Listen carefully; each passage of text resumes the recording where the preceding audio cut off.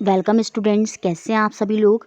आपका अपने channel quick smart tips में बहुत बहुत स्वागत है। जैसा कि हम यूपी टेट पेपर 2 के लिए साइंस की तैयारी कर रहे हैं, जिसमें हमने फिजिक्स केमिस्ट्री को कंप्लीट कर लिया है और आज के सेशन में हम बायोलॉजी को बहुत ही अच्छे से कवर अप करेंगे। ये सेशन बायोलॉजी के लिए बहुत इंपॉर्टेंट रहने वाला है और यहाँ से 100% आपको कुछ ना कुछ क्वेश्चन जो है वो देखने को मिलेंगे अपने यूपी टेट के पेपर में। तो ये स्पेशल बायोलॉजी सेशन है यूपी टेट वालों के लिए, जिसमें आज हम माइक्रो ऑर्गेनिज्म वाला चैप्टर देखेंगे। आप सिलेबस में देखेंगे तो वहाँ आपको मिलेगा।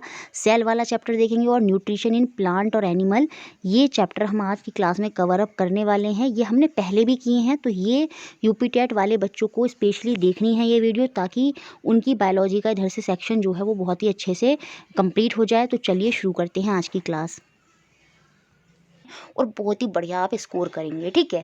तो सबसे पहला जो टॉपिक हम डिस्कस करेंगे वो है हमारा माइक्रो ऑर्गेनिज्म, जिसको हम हिंदी में बोलते हैं क्या, सूक्ष्म जीव, ठीक है। अब देखिए, कुछ ऑर्गेनिज्म ऐसे होते हैं जिनको हम अपनी आई से नहीं देख सकते, we can not seen with the help of our eyes, और उनको देखने के लिए हमें किसी इंस्ट्रूमेंट या किसी यंत्र की आवश्यकता होती है, रिक्वायरमेंट होती है, जैसे कि माइक्रोस्कोप। तो जो ऑर्गेनिज्म हम अपनी नेकेड आई से नहीं देख सकते, इतने छोटे होते हैं, जिनके लिए हमें किसी इंस्ट्रूमेंट की ज़रूरत होती है, जैसे कि माइक्रोस्कोप। तो यही आपके जो ऑर्गेनिज्म हैं, इनको हम क्या बोलते हैं, सूक्ष्म जीव बोलते हैं, माइक्रो ऑर्गेनिज्म बोलते हैं। जैसे आपके हाथ में बैक्टीरिया होते हैं, लेकिन क्या आप अपनी आइज से उनको देख पाते हैं? नहीं। तो वो क्या है, वो माइक्रो ऑर्गेनिज्म है। अब जो सीटेट में क्वेश्चन बनता है, ये बनता है कि माइक्रो ऑर्गेनिज्म को कितनी क्लासेस में डिवाइड करा जाता है। तो जो सूक्ष्म जीव है, माइक्रो ऑर्गेनिज्म है, उनको 4 मेन क्लासेस में बांटा जाता है। तो क्वेश्चन यही बनेगा कि कौन सा नहीं है 4 मेन क्लासेस से, या कौन सा है। तो आप याद रखिएगा, जो माइक्रो ऑर्गेनिज्म 4 मेन कैटेगरी में डिवाइड हैं, वो कौन कौन से हैं। पहला आपका होता है बैक्टीरिया, जिसको हम हिंदी में क्या बोलते हैं, जीवाणु बोलते हैं। दूसरा होता है आपका फंगई, कवक, जो आपके ब्रेड वगैरह पर लग जाती है, या फिर आपने देखा होगा अचार वगैरह पर, तो वो फंगाई होती है, वो कवक होती है, वो भी एक सूक्ष्म जीवी है, माइक्रो ऑर्गेनिज्म ही है। तीसरे नंबर पर आ जाता है आपका प्रोटोजोआ, और चौथे नंबर पर आ जाते हैं सम एल्गी, शैवाल। जो ग्रीन कलर की आपने काई वगैरह देखी होगी, तो वो शैवाल एल्गी के अंदर ही आती है। तो ये चारों ही मेन कैटेगरी होती हैं, क्लासेस होती हैं, बैक्टीरिया, फंगी, प्रोटोजोआ और एल्गी, जिसे हम शैवाल बोलते हैं, ठीक है। अब आप एक बात और सोचेंगे दिमाग में कि वायरस क्यों माइक्रो ऑर्गेनिज्म की मेन कैटेगरी में नहीं है। वायरस, जैसे जो कोरोना वायरस है, ये हिंदी में इसको क्या बोलते हैं, विषाणु बोलते हैं। तो ये माइक्रो ऑर्गेनिज्म की 4 मेन क्लासेस के अंदर नहीं आता। क्यों नहीं आता? है तो एक ये यूनिसेलुलर माइक्रो ऑर्गेनिज्म, ये भी एक माइक्रो ऑर्गेनिज्म है, सूक्ष्म जीव है, इसको भी आप अपनी आई से नहीं देख सकते। लेकिन ये इस मेन कैटेगरी में इसलिए नहीं आता क्योंकि ये खुद से रिप्रोड्यूस नहीं करते। ये रिप्रोड्यूस करने के लिए किसी दूसरी बॉडी पर डिपेंडेंट होते हैं। अगर दूसरी बॉडी इनको नहीं मिलती तो ये ख़त्म हो जाते हैं। तभी तो क्या होता है, इसमें दूसरे, जैसे कोरोना वायरस है, इसमें दूसरे पर्सन से आपको दूर रखा जाता है जो इफेक्टेड है। होगा क्या, वहाँ से जो वायरस हैं वो वहाँ से आपके ऊपर आएंगे और फिर वहाँ आकर रिप्रोड्यूस करेंगे। तो इनको रिप्रोड्यूस, जनन करने के लिए, गुणन करने के लिए किसी दूसरी बॉडी की आवश्यकता होती है, किसी होस्ट की रिक्वायरमेंट होती है, ये किसी दूसरे पर डिपेंडेंट होते हैं। तो इसलिए इनको मेन माइक्रो ऑर्गेनिज्म की कैटेगरी में नहीं रखा जाता। बाकी बैक्टीरिया, फंगी, प्रोटोजोआ, एल्गी, ये सब अपने आप से रिप्रोड्यूस करते हैं। तो इसीलिए 4 मेन कैटेगरी में जो माइक्रो ऑर्गेनिज्म है वो आपकी बैक्टीरिया, फंगी, प्रोटोजोआ और एल्गी हैं। बाकी वायरस आपका एक यूनिसेलुलर माइक्रो ऑर्गेनिज्म है, बट वो डिफरेंट होता है हमारे दूसरे माइक्रो ऑर्गेनिज्म से। क्यों? क्योंकि दे रिप्रोड्यूस थ्रू हेट्रोट्रॉप, परपोषी, दूसरों पर डिपेंड होते हैं, खुद से नहीं होते, खुद से रिप्रोड्यूस नहीं करते। अपने रिप्रोडक्शन के लिए किसी दूसरे ऑर्गेनिज्म की बॉडी पर, बॉडी के अंदर जो उसके सेल हैं, कोशिका हैं, उन पर निर्भर होते हैं। तो इसीलिए ये इस कैटेगरी से बाहर है। यहाँ पर लिखा भी है, while other micro organism by plant और एनिमल सेल, जो है वो दूसरे जो ऑर्गेनिज्म हैं वो तो या तो खुद से अपना क्या कहते हैं, कोशिका के थ्रू, अपने सेल्स के थ्रू रिप्रोड्यूस कर लेते हैं, लेकिन जो वायरस हैं, जो जीवाणु हैं, वो खुद से रिप्रोड्यूस नहीं करते, वो दूसरी बॉडी पर डिपेंडेंट होते हैं। अब जो क्वेश्चन एक नेक्स्ट बनता है वो ये बनता है कि कौन कौन से कॉमन डिजीजेज हैं जो हमें वायरस से होते हैं, विषाणु से होते हैं। जो देखिए, हमें कोल्ड होता है और बेसिकली इन जो वायरस हैं, विषाणु हैं, इनकी कोई मेडिसिन नहीं होती। आप बस इनको थोड़ा सा क्योर कर सकते हैं, ये अपने आप ही ख़त्म होंगे। बाकी पर्टिकुलर इनकी मेडिसिन अवेलेबल नहीं होती। जैसे कोल्ड वगैरह है, कोल्ड की कोई खास मेडिसिन अवेलेबल नहीं होगी क्योंकि इनकी सेल से रिप्रोड्यूस ही करते नहीं है। इसी वजह से इनकी मेडिसिन बनाना इतना आसान नहीं होता। तो याद रखेंगे जो विषाणु है, जो वायरस है, उनकी कॉमन डिजीज़ कौन कौन सी हैं, वो हो जाएगी आपकी कोल्ड, इन्फ्लुएंजा जो आपको फ्लू वगैरह हो जाता है जैसे कफ, ये सब वायरस से ही होते हैं, विषाणु से होते हैं। और जो इम्पोर्टेंट डिजीज़ हैं जो आपको एग्ज़ाम के लिए मोस्ट इम्पोर्टेंट याद रखनी है, जो वायरस से होती हैं, वो हैं 3 डिजीज़। एक तो पोलियो, पोलियो याद रखेंगे वायरस विषाणु से होता है। खसरा मीसल्स जो होती है ये भी विषाणु से होती है, याद रखेंगे किससे, वायरस, वायरस याद रखिए। और एक इम्पोर्टेंट है हेपेटाइटिस ए, जो हेपेटाइटिस ए होता है ये भी किससे होता है, आपका वायरस से होता है, विषाणु से होता है। अब आप कमेंट बॉक्स में बताएंगे कि हेपेटाइटिस ए क्या है, इसकी वैक्सीन क्यों चाहिए होती है, कब चाहिए होती है, आप सर्च करेंगे और कमेंट बॉक्स में इसके बारे में बताएंगे, लिखेंगे, ठीक है। और फिर उससे आपको ये याद भी हो जाएगा। तो याद रखना है पोलियो, खसरा, मीसल्स जिसको बोलते हैं, और हेपेटाइटिस ए, ये तीनों के तीनों किससे होते हैं, ये वायरस से होते हैं, विषाणु से होते हैं। इंपॉर्टेंट है और यहाँ से क्वेश्चन सीटेट में बन जाएगा, सीधा क्वेश्चन बनेगा हेपेटाइटिस ए किससे होता है, तो याद रखेंगे वायरस से, विषाणु से। अब मैं कुछ और डिजीज़ की भी बात कर लेती हूँ जो हमें याद रखने हैं किससे होती हैं। जैसे अगर मैं बात करूँ डायरिया की और मलेरिया की, ये किससे होते हैं, ये हमें प्रोटोजोआ से होते हैं। और प्रोटोजोआ की कैटेगरी में कौन आ जाते हैं, आपके अमीबा, पैरामीशियम। याद रखिए कि एक वर्ड इंपॉर्टेंट है, अमीबा और पैरामीशियम, ये क्या होते हैं, ये आपके प्रोटोजोआ होते हैं। और प्रोटोजोआ क्या होते हैं, आपके एक माइक्रो ऑर्गेनिज्म होते हैं, सूक्ष्म जीव होते हैं। अमीबा तो आपने देखा ही होगा, है ना, ये एक सेल का होता है लेकिन उसी से ये पूरा रिप्रोड्यूस करता है, पूरे प्रोसेस होता है। अमीबा अमीबा भी वही प्रोसेस करता है जो हम करते हैं, पूरा प्रोसेस करता है, भले ही चाहे ये सिंगल सेल है। तो याद रखिए जो डायरिया और मलेरिया होते हैं वो किससे होते हैं, प्रोटोजोआ से। और सीटेट में अनेकों बार ये क्वेश्चन आता है कि मलेरिया किससे होता है, तो मलेरिया आपका प्रोटोजोआ से होता है। किससे होता है, प्रोटोजोआ, याद रखिए प्रोटोजोआ। बार बार मैं इसलिए बोल रही हूँ क्योंकि ये बहुत ज़्यादा इंपॉर्टेंट है दोस्तों, ठीक है। टाइफाइड की बात करूं, टीवी, ट्यूबरक्लोसिस की बात करूं, कोलेरा, हैजा जिसको बोलते हैं, इनकी बात करूं, तो ये सारे के सारे बैक्टीरिया से होते हैं। याद रखना है, यहाँ पर बहुत से इंपॉर्टेंट पॉइंट आपको पता चल गए हैं कि टाइफाइड, जो ट्यूबरक्लोसिस है, कोलेरा है, ये सब किससे होते हैं, ये बैक्टीरिया से होते हैं। लेकिन जो मलेरिया, डायरिया है वो आपको प्रोटोजोआ से होते हैं। खसरा और हेपेटाइटिस से आपको किससे होते हैं, वायरस से होते हैं, ठीक है। अब देखिए कुछ एल्गी, जो मैंने बताया था काई वगैरह होती है वो एल्गी होती है, वो शैवाल होती है, उसके कुछ कॉमन एग्जाम्पल हैं जो आपको याद रखने हैं बहुत ज़्यादा, क्योंकि ये एग्ज़ाम में आपसे पूछे जा सकते हैं।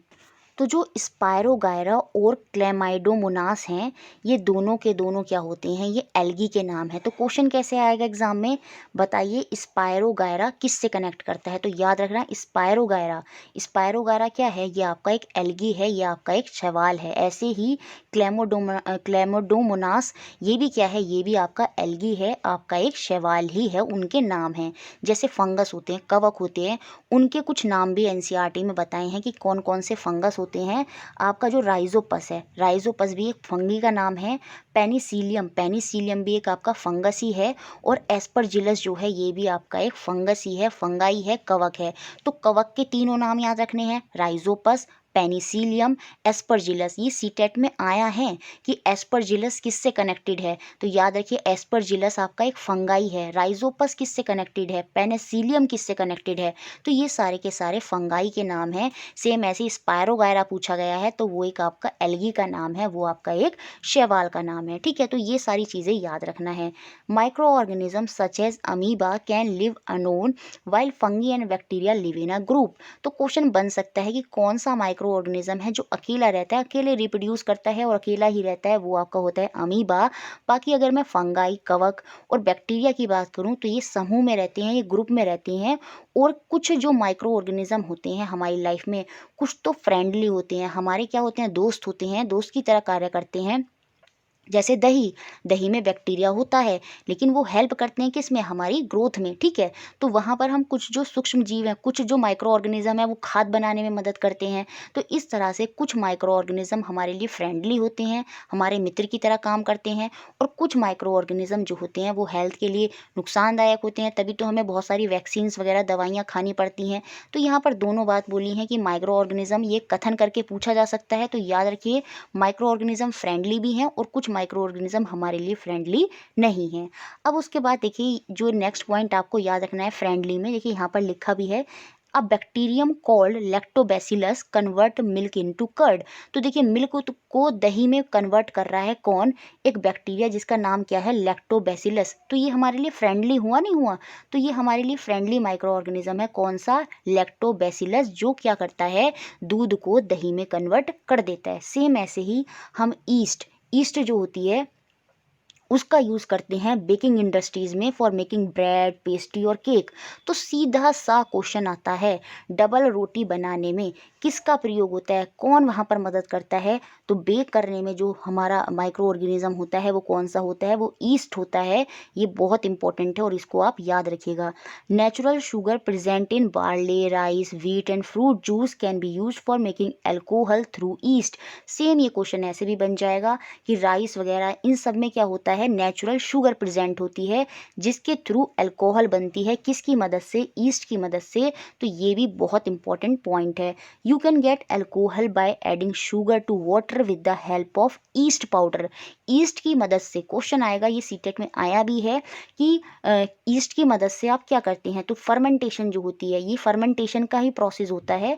उसमें क्या होता है, एक सब्सटेंस दूसरे सब्सटेंस में कन्वर्ट होता है, जैसे मिल्क का दही बनना, ये भी फर्मेंटेशन है, किण्वन की प्रक्रिया है। सेम ऐसे ही चीनी से अल्कोहल बनना, ये भी फर्मेंटेशन है, ये भी आपका किण्वन ही है। तो अल्कोहल जब हम शुगर, जब अल्कोहल हमें मिलती है जब हम शुगर और पानी के कॉम्बिनेशन से उसको हीटअप करते हैं और उसमें हम क्या डालते हैं, हम ईस्ट का पाउडर डालते हैं और उससे हमें अल्कोहल मिल जाती है। और यही प्रोसेस जो होता है conversion of sugar into alcohol, इसको ही हम क्या बोलते हैं, यहाँ पर लिखा भी है देखिए दोस्तों, फर्मेंटेशन बोलते हैं। हिंदी में हम इसको किण्वन बोलते हैं, क्या बोलते हैं, किण्वन बोलते हैं।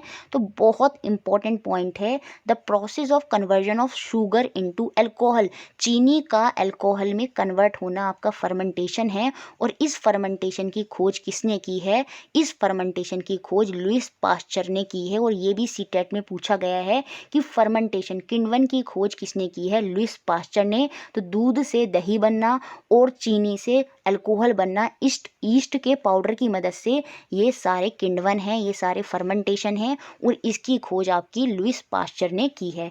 उसके बाद कुछ और बताए हैं कि किस किसने क्या क्या खोज की है, और ये सीटेट में पूछे गए हैं। एक बार मैच द फ्लोइंग करके दिया था और उसमें सारे 4-5 साइंटिस्ट थे और उन्होंने क्या क्या डिस्कवर किया है वो पूछा गया था, और वो सब यही साइंटिस्ट थे क्योंकि यही एनसीईआरटी में लिखे हैं, तो आपको यही याद करने हैं। लुईस पास्चर किण्वन फर्मेंटेशन से हो गए। एडवर्ड जेनर जो चेचक होता है, जिसको हम हिंदी में क्या बोलते हैं, सॉरी इंग्लिश में हम बोलते हैं क्या, स्मॉल पॉक्स। तो एडवर्ड जेनर ने चेचक के टीके की खोज की थी। ये क्वेश्चन भी 2 बार आया है कि चेचक, स्मॉल पॉक्स के टीके की खोज किसने की है, एडवर्ड जेनर ने। बिल्कुल पूरी तरह से आप इसको रट लीजिएगा, ठीक है।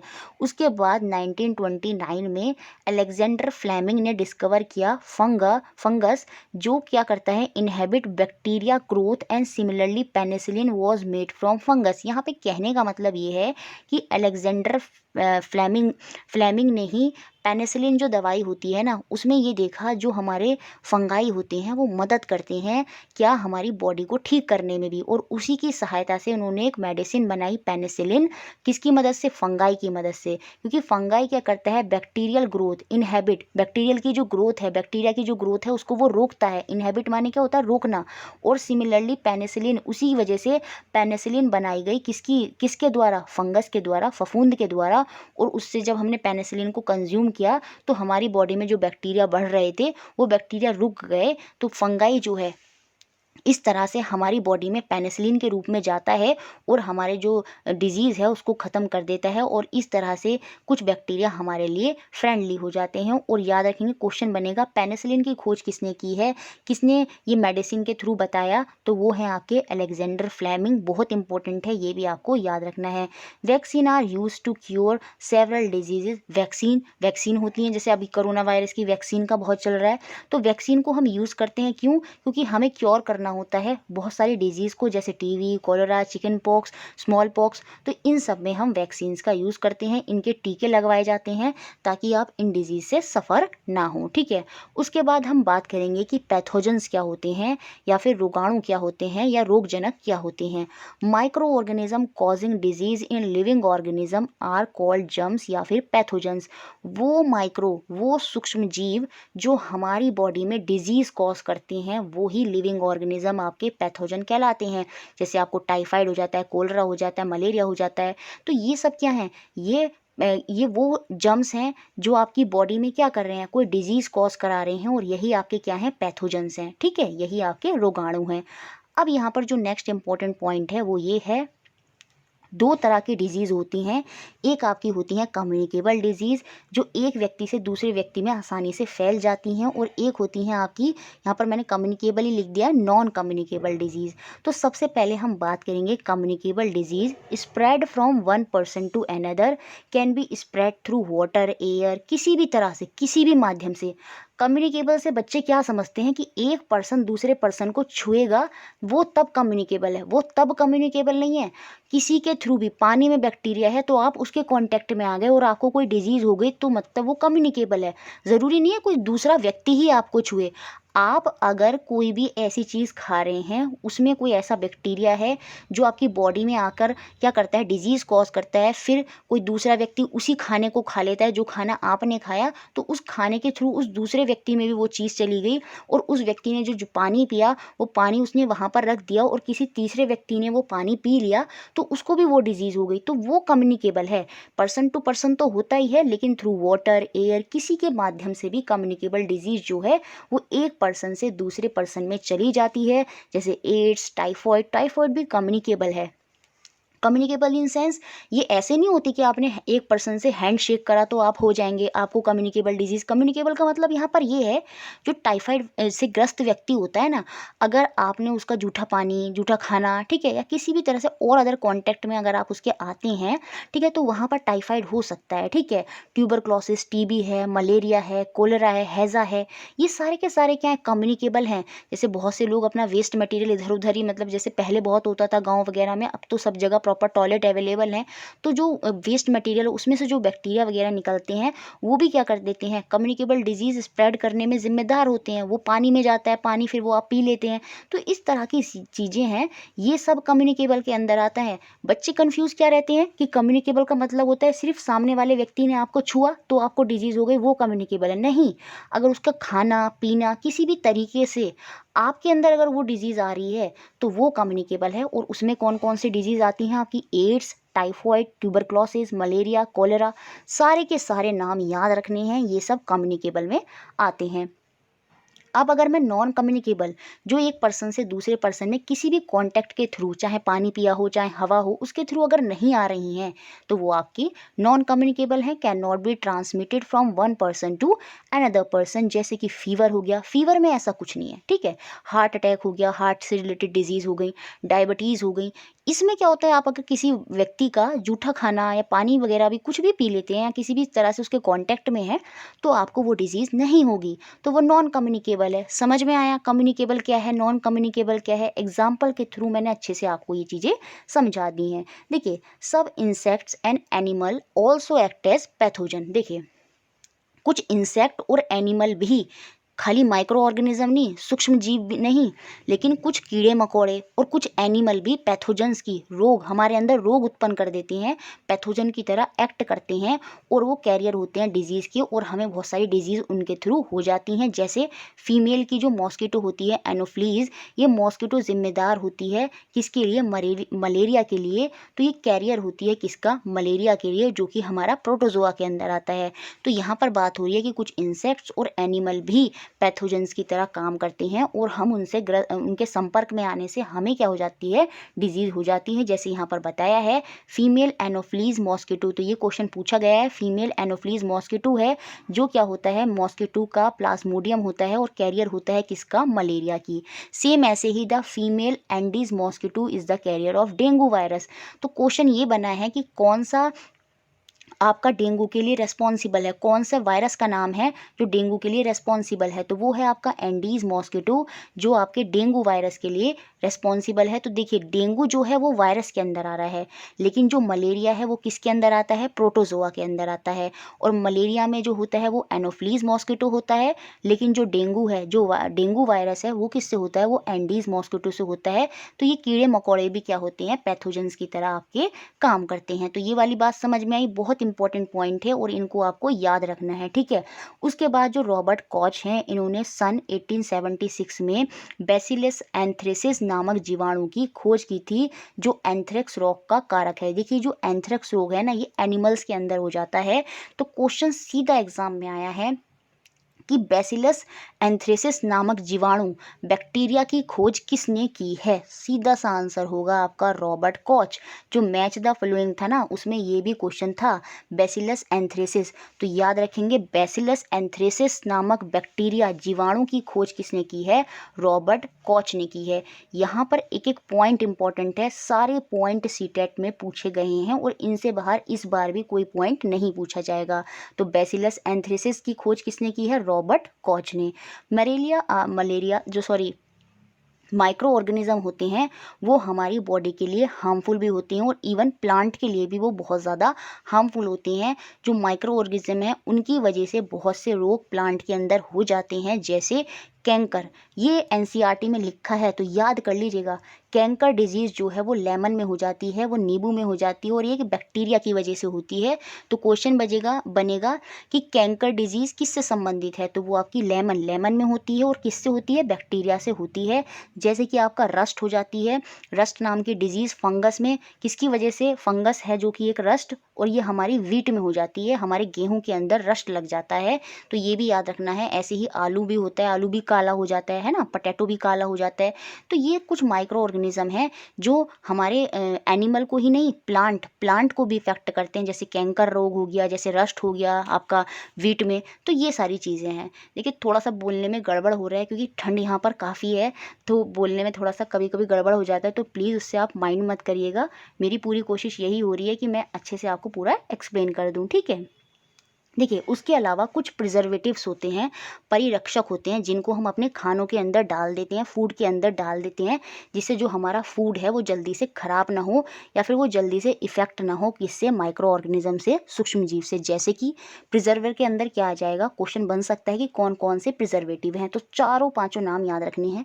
सॉल्ट और ऑयल, हम जो नमक डालते हैं, जैसे अचार वगैरह बनाते हैं ना, तो उसमें हम नमक, मसाले, ऑयल वगैरह क्यों डालते हैं, ताकि वो लंबे समय तक प्रिजर्व हो सके, परिरक्षक हो सके। जैसे जैम है, सॉस है, ये सब लंबे समय तक काम करते हैं क्योंकि उनमें शुगर डली हुई होती है। तो आपकी सॉल्ट है, शुगर है, ये सब प्रिजर्वेटिव ही होते हैं।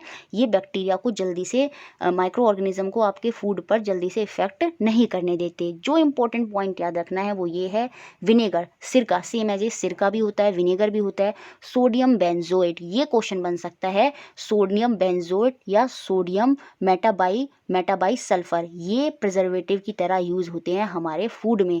तो ये दोनों देखो कॉमन नेम तो आपको ये तो याद हो ही जाएंगे, सॉल्ट, ऑयल, शुगर, विनेगर, सिरका, है ना, ये सब तो कॉमन है। लेकिन जो याद रखना है वो रखना है सोडियम बेंजोएट। क्या रखना है, सोडियम बेंजोएट और सोडियम मेटाबाई सल्फर।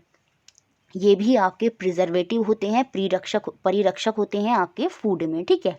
अब देखिए जो एनवायरनमेंट का क्लीनिंग होता है उसमें भी जो हमारे माइक्रो ऑर्गेनिज्म हैं वो मदद करते हैं। अब आप सोच रहे होंगे छोटे छोटे पॉइंट मैं आपको क्यों बता रही हूँ, क्योंकि ये कथन जो स्टेटमेंट आते हैं ना सीटेट में बहुत ज़्यादा, उनमें आ जाती हैं कि बताइए कौन सा स्टेटमेंट गलत है, कौन सा स्टेटमेंट सही है। तो वहाँ के लिए ये चीज़ें बहुत इंपॉर्टेंट है। एनवायरनमेंट क्लीन करने में कैसे, जैसे कोई जानवर है सड़क पर, मतलब बहुत जंगल वगैरह में मर गया है, तो उसको भी खा जाते हैं, उसको भी, डेड और डिकेइंग एनिमल्स को भी खा लेते हैं हमारे जो माइक्रो ऑर्गेनिज्म होते हैं। तो कहीं ना कहीं जैसे जो गंदा खाना भोजन पड़ा है उसको भी वो मिट्टी में मिला देते हैं। तो कहीं ना कहीं एनवायरनमेंट क्लीनिंग में भी आपके जो माइक्रो ऑर्गेनिज्म हैं, सूक्ष्म जीव हैं, वो मदद करते हैं।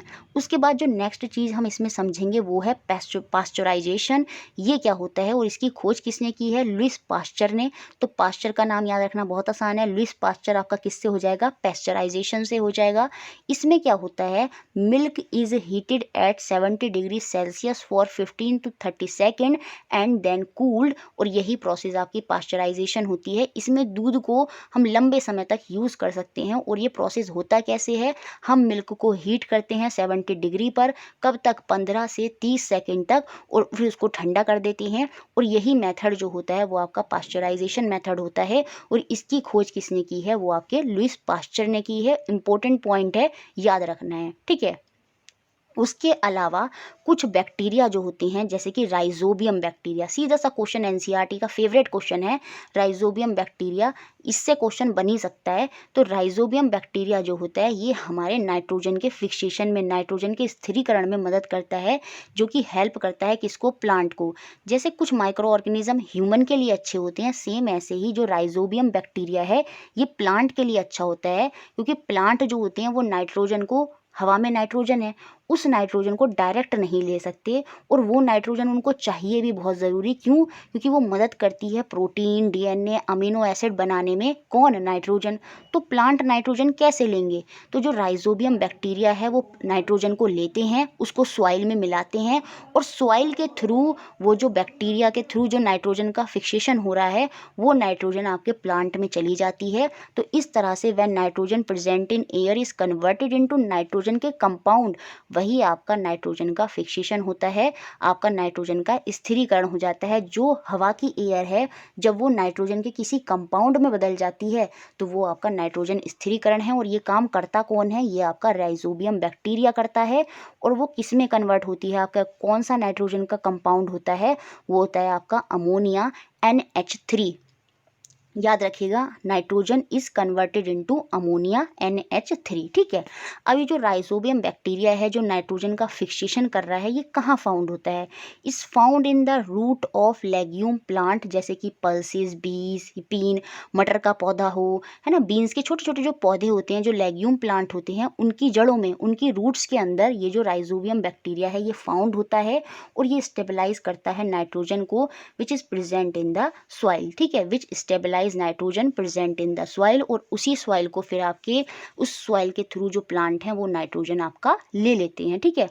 All plant need nitrogen to make amino acid, protein and DNA. तो इम्पोर्टेंट पॉइंट है कि ये नाइट्रोजन का फिक्सेशन हो ही क्यों रहा है, क्योंकि प्लांट को चाहिए नाइट्रोजन, किसके लिए, to make amino acid, protein and DNA. तो ये पूरा था आपका माइक्रो ऑर्गेनिज्म। अब हम अपना नेक्स्ट टॉपिक देखेंगे, और पूरी तरह से क्लियर हो गया होगा, और क्वेश्चन बनना ही बनना है वहाँ से, तो सारे पॉइंट आपको अच्छे से याद होने चाहिए। अब हम समझेंगे कि हमारा सेल, कोशिका क्या होती है, और इसकी संरचना और इसका कार्य क्या होता है, ठीक है। हमारी बॉडी के अंदर ट्रिलियन ऑफ सेल्स हैं। हमारी बॉडी किससे मिलकर बनी है, ट्रिलियंस ऑफ सेल्स है। जैसे एक सेल का एग्जांपल मैंने बताया, अमीबा। अमीबा में खाली सिंगल सेल होता है, लेकिन अगर मैं ह्यूमन बॉडी की बात करूं तो उसमें ट्रिलियंस ऑफ सेल्स होते हैं। और ये सेल्स क्या होते हैं, कंबाइन होते हैं, फिर टिश्यू बनाते हैं, टिश्यू से ऑर्गन बनता है, ऑर्गन से पूरा ऑर्गन सिस्टम बनता है, और एक ऑर्गेनिज्म जो जीव है वो बनकर तैयार हो जाता है। Basic structure unit of organ is referred to as cell. अंगों की संरचनात्मक मूल इकाई को ही कोशिका कहते हैं। जैसे हम अपना घर बनाते हैं तो उसमें जो ब्रिक होती है, जो ईंट होती है, वो मूल इकाई है। सेम ऐसे ही हमारे हर जीव में, लिविंग ऑर्गेनिज्म में जो बेसिक स्ट्रक्चर है वो क्या होता है, वो सेल होती है, वो कोशिका होती है। और इसके बारे में 1665 में सबसे पहले किसने बताया, रॉबर्ट हुक ने। तो इम्पॉर्टेंट पॉइंट है, रॉबर्ट हुक ने सेल को इंट्रोड्यूस किया। अब देखिए होता क्या है, हमारी बॉडी में अलग अलग तरह के सेल्स होते हैं। कुछ गोल होते हैं, कुछ चपटे होते हैं फैले हुए, ठीक है, कुछ लंबे लंबे होते हैं। तो ये जो अलग अलग तरह के सेल्स होते हैं ये क्या करते हैं, ये टिश्यू बनाते हैं। अब देखिए टिश्यू क्या होता है, इस चीज़ को, प्रोसेस को अच्छे से समझिए।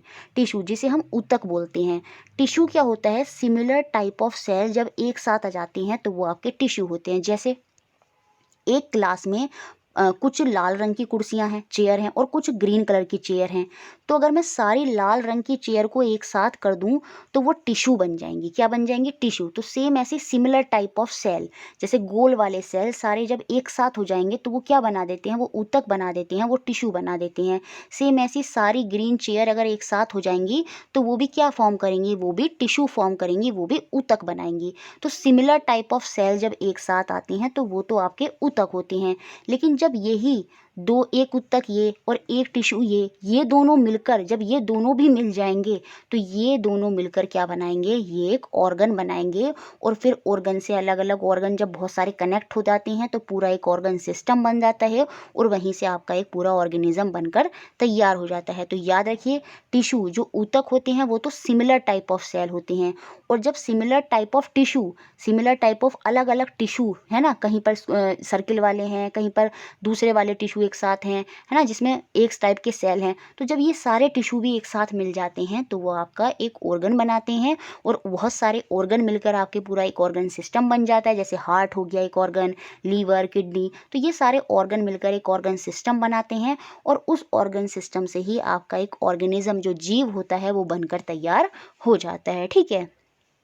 Organism whose body is made up of more than one cell are called multicellular, बहुकोशिकीय। एग्जाम्पल ह्यूमन, एनिमल, हमारे अंदर मल्टी सेल होते हैं तो इसलिए हम किसके अंदर आ जाते हैं? हम बहुकोशिकीय हो जाते हैं, मल्टी सेलुलर हो जाते हैं।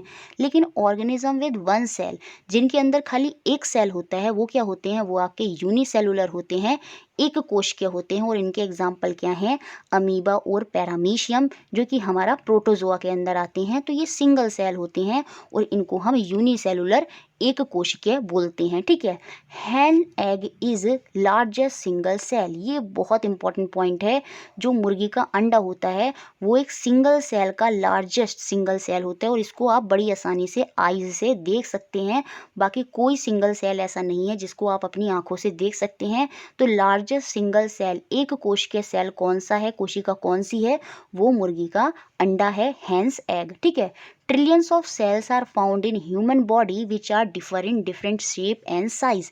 बहुत सारे ट्रिलियन ऑफ सेल्स आपकी बॉडी में होते हैं। जैसे देखिए ये आपके चीक के हो गए, ये आपके नर्वस सिस्टम के सेल हो गए, ये आपके मसल्स के सेल हो गए। तो अलग अलग तरह के सेल्स हमारी बॉडी में होते हैं, और वो अलग अलग फंक्शन करते हैं, और उनका अलग अलग शेप होती है, और उनकी अलग अलग साइज़ होती है। जैसा आप एग्जाम्पल में देख सकते हैं, ये स्फेरिकल साइज़ के हैं, ये आपके कैसे हैं? ये लॉन्ग ब्रांच्ड हैं। ये जो लॉन्ग ब्रांच्ड सेल है ना, टिश्यू सॉरी आपकी कोशिकाएं हैं, लॉन्ग ब्रांच कोशिकाएं, सेल, ये किस में पाए जाते हैं? ये नर्वस सिस्टम में, नर्व सेल के अंदर होते हैं। और ये जो चपटी स्पिंडल है, सीधी फ्लैट, ये आपके जो सेल हैं ये किस में होते हैं? ये आपके मसल्स में होते हैं। ठीक है। मांसपेशियों में होते हैं। तो अलग अलग तरह के सेल आपकी बॉडी में होते हैं, जिनकी साइज अलग है, जिनका शेप अलग है। ये आप याद रखिएगा, हमारे अंदर एक तरह के सेल नहीं होते, अलग अलग तरह के सेल होते हैं, अलग अलग साइज, अलग अलग फंक्शन, सब कुछ अलग अलग करते हैं। A single cell organism can also perform the all necessary action that multi cellular organism do. एक सिंगल सेल ऑर्गेनिज्म भी वही फंक्शन परफॉर्म कर सकता है जो हमारी बॉडी फंक्शन परफॉर्म करती है, क्योंकि हमारी बॉडी क्या है? एक मल्टी सेलुलर है। जैसे अमीबा जो होता है ये सब कुछ कर सकता है, ये सिंगल सेल है, लेकिन ये फिर भी क्या कर सकता है? ये सारे नेसेसरी फंक्शन जो होते हैं वो कर सकता है। जैसे ये फूड को अंतग्रहण करता है, फिर उसको पचाता है, कैप्चर के साथ साथ डाइजेस्ट भी करता है, फिर ये रेस्पायर भी करता है, सांस भी लेता है, श्वसन भी करता है, और ये एक्सक्रीट भी करता है, उत्सर्जन, वेस्ट मटेरियल को बॉडी से बाहर भी निकलता है, और साथ में ये रिप्रोड्यूस भी करता है, प्रजनन भी करता है, और ग्रोथ भी करता है, वृद्धि भी करता है।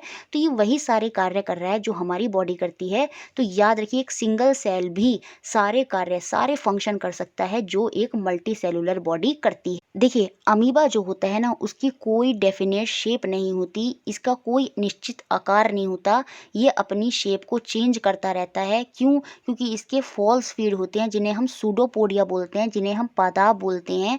जब ये भोजन को ले रहा होता है, कैप्चर कर रहा होता है, तो उस समय ये अपने फॉल्स फीड को बाहर कर लेता है, फिर अंदर कर लेता है। तो ये अलग अलग समय पे अपने फॉल्स फीड को, सूडोपोडिया को निकालता रहता है। इसी वजह से इसकी कोई निश्चित आकार, कोई शेप नहीं होती। जैसा आप देख ही रहे हैं, ये जो सूडोपोडिया हैं ये आपके फॉल्स फीड, इसके नकली पैर होते हैं। अपने फंक्शन के अकॉर्डिंग, जो फंक्शन ये करेगा उसके अकॉर्डिंग ये अपने फॉल्स फॉल्स फीट, जो नकली पैर होते हैं, सूडोपोडिया होते हैं, उनको बाहर निकलता रहता है।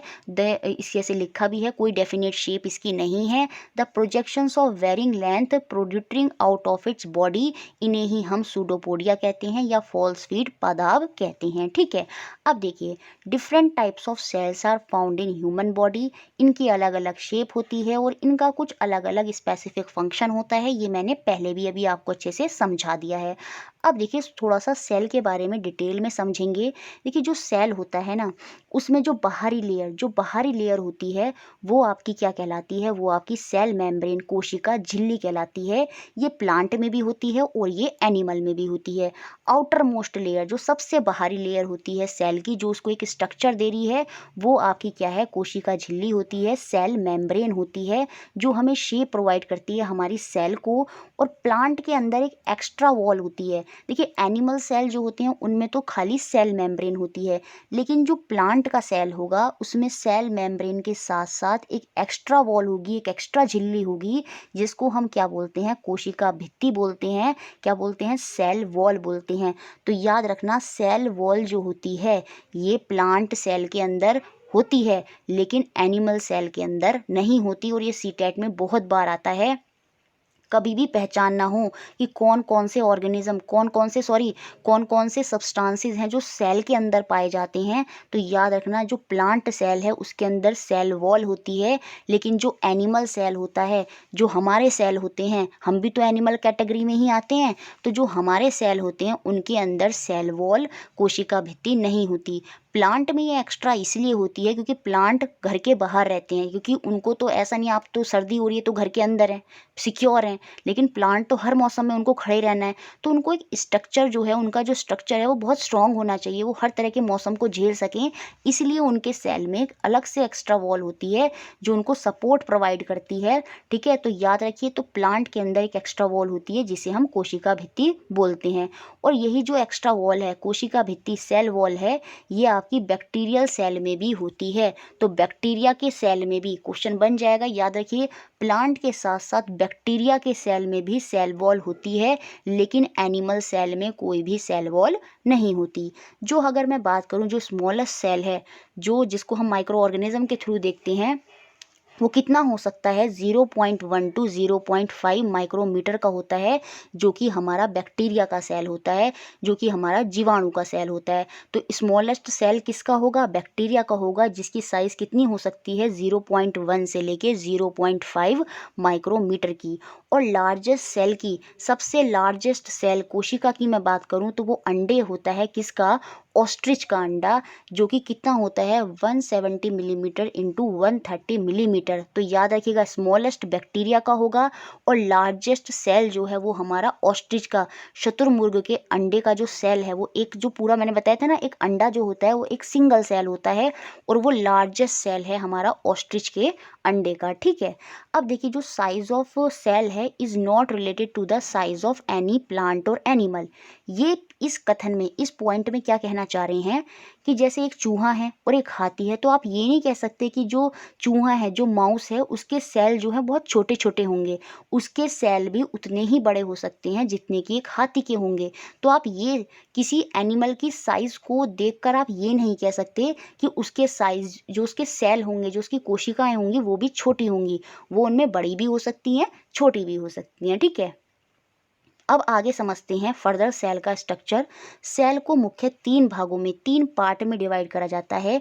एक होता है आपका सेल मेम्ब्रेन, एक होता है आपका साइटोप्लाज्म, एक होता है आपका न्यूक्लियस, जिसे हम बोलते हैं आपका केंद्रक। ठीक है, सबसे पहले मैंने आपको सेल मेम्ब्रेन, कोशिका झिल्ली अच्छे से समझाया। इसे ही हम प्लाज्मा मेम्ब्रेन भी बोलते हैं। ये पोरस होती है, लचीली सी होती है। Allow the movement of substances both inward and outward and regulate the movement of various substances into the cell. ये क्वेश्चन सीटेट में बना है, तो याद रखिए, सेल मेम्ब्रेन जो होती है ये अलाउ करती है, जो बहुत से सब्सटेंसेस हमारे सेल के अंदर, कोशिका के अंदर आ रहे होते हैं, जा रहे होते हैं, तो उन सब के मूवमेंट को, कि कौन सा सब्सटेंस अंदर आ रहा है, कौन सा सब्सटेंस बाहर जा रहा है, उसको कौन रेगुलेट करता है, उसको कौन मैनेज करता है, वो सेल मेम्ब्रेन, कोशिका भित्ति ही करती है। उसके बाद जो हमारा सेल है, देखिए सेंटर में उस सेल के सेंटर में क्या होता है, हमारा एक स्फेरिकल स्ट्रक्चर होता है जिसे हम क्या बोलते हैं, न्यूक्लियस बोलते हैं, केंद्रक बोलते हैं, ठीक है। अब ये सेल है, तो सेल में ये सेल मेम्ब्रेन है, बीच में क्या है, ये आपका न्यूक्लियस है, केंद्रक है। अब इस केंद्रक और इस सेल मेम्ब्रेन के बीच में आपका लिक्विड जेल भरा होता है। उस जेल को, लिक्विड जेल को ही हम क्या बोलते हैं, उसे हम साइटोप्लाज्म बोलते हैं, कोशिका द्रव बोलते हैं। Between the nucleus and the cell membrane there is a jelly like substance जिसको हम साइटोप्लाज्म बोलते हैं, कोशिका द्रव बोलते हैं, ठीक है। समझ में आया।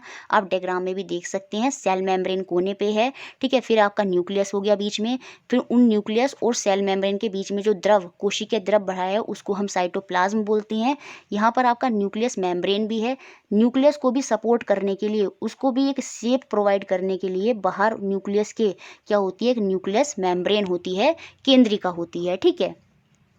अब जो अलग अलग तरह के कंपोनेंट हैं जो और हमारे सेल के अंदर होते हैं वो क्या होते हैं, राइबोसोम। राइबोसोम क्या होते हैं, ये प्रोटीन के सिंथेसाइज में मदद करते हैं। तो क्वेश्चन बन सकता है, प्रोटीन के सिंथेसाइज में कौन हेल्प करते हैं, वो राइबोसोम होते हैं। अगर मैं माइटोकॉन्ड्रिया की बात करूं, ये भी हमारे सेल के अंदर होते हैं, इन्हें हम power house of the cell बोलते हैं। जो एनर्जी होती है वो यहीं से हमें मिलती है, या एनर्जी को स्टोर करते हैं। सेम ऐसे ही गोल्जी काय भी होते हैं। तो ये अलग अलग कंपोनेंट्स हैं जो हमारे सेल के अंदर होते हैं। इतना डिटेल में हमें नहीं देखना क्योंकि एनसीईआरटी 8 तक इतना डिटेल में नहीं है। अब देखिए, जो न्यूक्लियस होता है, न्यूक्लियस के बाहर की जो लेयर होती है वो, उसको हम क्या बोलते हैं, न्यूक्लियोल्स बोलते हैं, केंद्रिका बोलते हैं। Nucleus also has a small densely spherical body, इसको हम क्या बोलते हैं, न्यूक्लियोल्स बोलते हैं, केंद्रिका बोलते हैं, ठीक है। अब देखिए, जो न्यूक्लियस होता है वो हमारा कंट्रोल करता है all the function of cell.